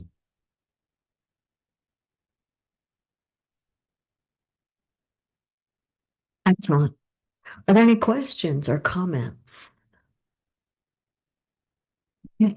Well, I have some too, and I did come to your celebration recently and see a lot more of the story. And I particularly was touched by a child that was not well, battling cancer, and was going to die. And as I sat there and watched that, I thought, now, if she didn't have the family that she was placed with, she might have been left in the hospital. I mean, it was just a what if in my mind, basically. Have you ever had in any of your family's situations where, because I know y'all are well prepared, have you ever hit that moment where anyone has said, I don't know if we can keep doing this, and someone's needing more intensive care? Oh, absolutely. Yeah. We have to break placement sometimes. Sometimes it's behavior, sometimes it's medical issues. And sometimes families, we don't know all the things about these kids when we get them, because sometimes DFATS just met them an hour ago, right? And sometimes they say, well, this kid is XYZ, and we get them and they're really ABC, and so we don't know. So yes, there are definitely families that either get into more than they thought they were getting into or didn't know what they were getting into. That is a huge problem. And I'll say this, I think getting families in foster care, let them take a couple easier placements, and then families have to grow as well, right? You can't expect a family to go into foster care and the next day take a teenager that, like the one you saw, that has a year left to live and has an arm amputation. And as a foster family, when you have a kid that's in chemo 2 or 3 days a week, that's your whole life, and you got bio kids and they still have ball practice and stuff. And so it is a big ask to be a foster family. Well, and I know that what we're hearing is that most of the children that hit that point in a residential facility or a hospital, many seem to have been adopted. So they come with things that you don't always know what the background is or what might come out at some point later. So what are some of the things that y'all are doing with your parents? What are some of those wraparound things that are actually happening through your program to help get them where they want to keep that child through thick and thin? Yeah. So I'll say this, we've done over 200 adoptions. We have never had a failed adoption, which I think says a lot to our families. And so some things we do while they're in care. We do a mom's night every night. I'm sorry, we do a mom's night every month at every office where our moms can get together. I had moms at my house last night till about 11 o'clock and just talking and sharing. And, I think a lot of people just need encouragement to stay in the fight. And they also need encouragement to know that you're not the only one doing this and you're not alone. And it's okay that you feel this way on Tuesday morning. You can't share that at church or anything because everything's supposed to be great, but you can get with a group of moms and share. We do a dad's night, same thing. We do a date night once a month at our offices just to give our family a break. And they drop their kids off at a church like from 6 to 9:30, and the mom and dad go on a date, spend some time together. So I think they say now over half the families going to foster care quit within the first year. We hold about a 90% retention rate of our foster families because of support services. And sometimes it's really little stuff. We do a meal once a week for a lot of our families. We provide babysitters. Most of the kids that we get have never had a birthday party that are 8, 9 years old. And I don't know how they do it, but DFAC seems to pick kids up like 24 hours before their birthday. And so we provide birthday bags for our foster kids. And so and then I would say the other thing, the greatest thing for us probably is that we recruit from churches. And so we talk about families. This ought to be a calling on your life. And I believe that makes a big difference in our outcomes and what we do. And so our staff is discussing core values right now. And one of our core values is that we believe that this ought to be a calling on your life. And that God loves these kids and he made these kids and he's got a plan and a purpose for them. And when you step into that, you don't step into that lightheartedly. You step into that with a passion to walk with that kid for as long as it takes. There's a movie called Possum Trot, if you've seen it, about a little church out in Texas. 22 families adopted 77 kids, zero broken placements. And they kept all those kids through all the trials and everything they went through. They kept all those kids and did an amazing job. And so Powerful and encouraging that it can be done. it can be done. as well. Yeah. Well, thank you. Because I know you represented sort of a different perspective on this for sure. As your children are, I would say, better known among the group as well, among your offices, your 9 offices, among everyone who's putting resources into their backpack, basically. So, it's that's a little different than some of the families that I think are hitting sort of that end of the I can't do this anymore. I can't. It's not safe. That's the one that pulls on my heartstrings the most, just when there's a child that can't go home because it's not safe for the rest of the family or even for that child Yes. to be in that environment. So, those are the things that we're really looking at. I thank you for coming and sitting here all morning and into the afternoon with us and helping us know your story. Thank you. Appreciate you. Thank you. Persevere. Thank you. So we do have one more speaker, Tanisha Dorr from Roots of Change. She might have left. Is Tanisha not here? Well, we have her email. So here's what we'll do. We'll get in touch with her and see if there were any comments that she wanted the committee to have before we go into this final phase. I want to thank y'all for hanging in. And Mary Margaret, it's been a joy. Excuse me, Representative Oliver. It's been a joy to have you here. As part of all of this, and you've added so much to the conversation, as you always do. So we'll be getting some information from Amber soon, and everybody take time, look at it, see what you think we need to add, what we can do, and how we can tackle this problem. When we go back in January, I hope there will be some ways we can do it, whether it's through appropriations or through policy or through actual legislation. I want to thank Kate and Amber both too for the work y'all are doing here. And it's another one of those things that I think we know exists. Now our gift is to get to go out there and roll up our sleeves and figure out how to make this better. So thank y'all. Thank you so much.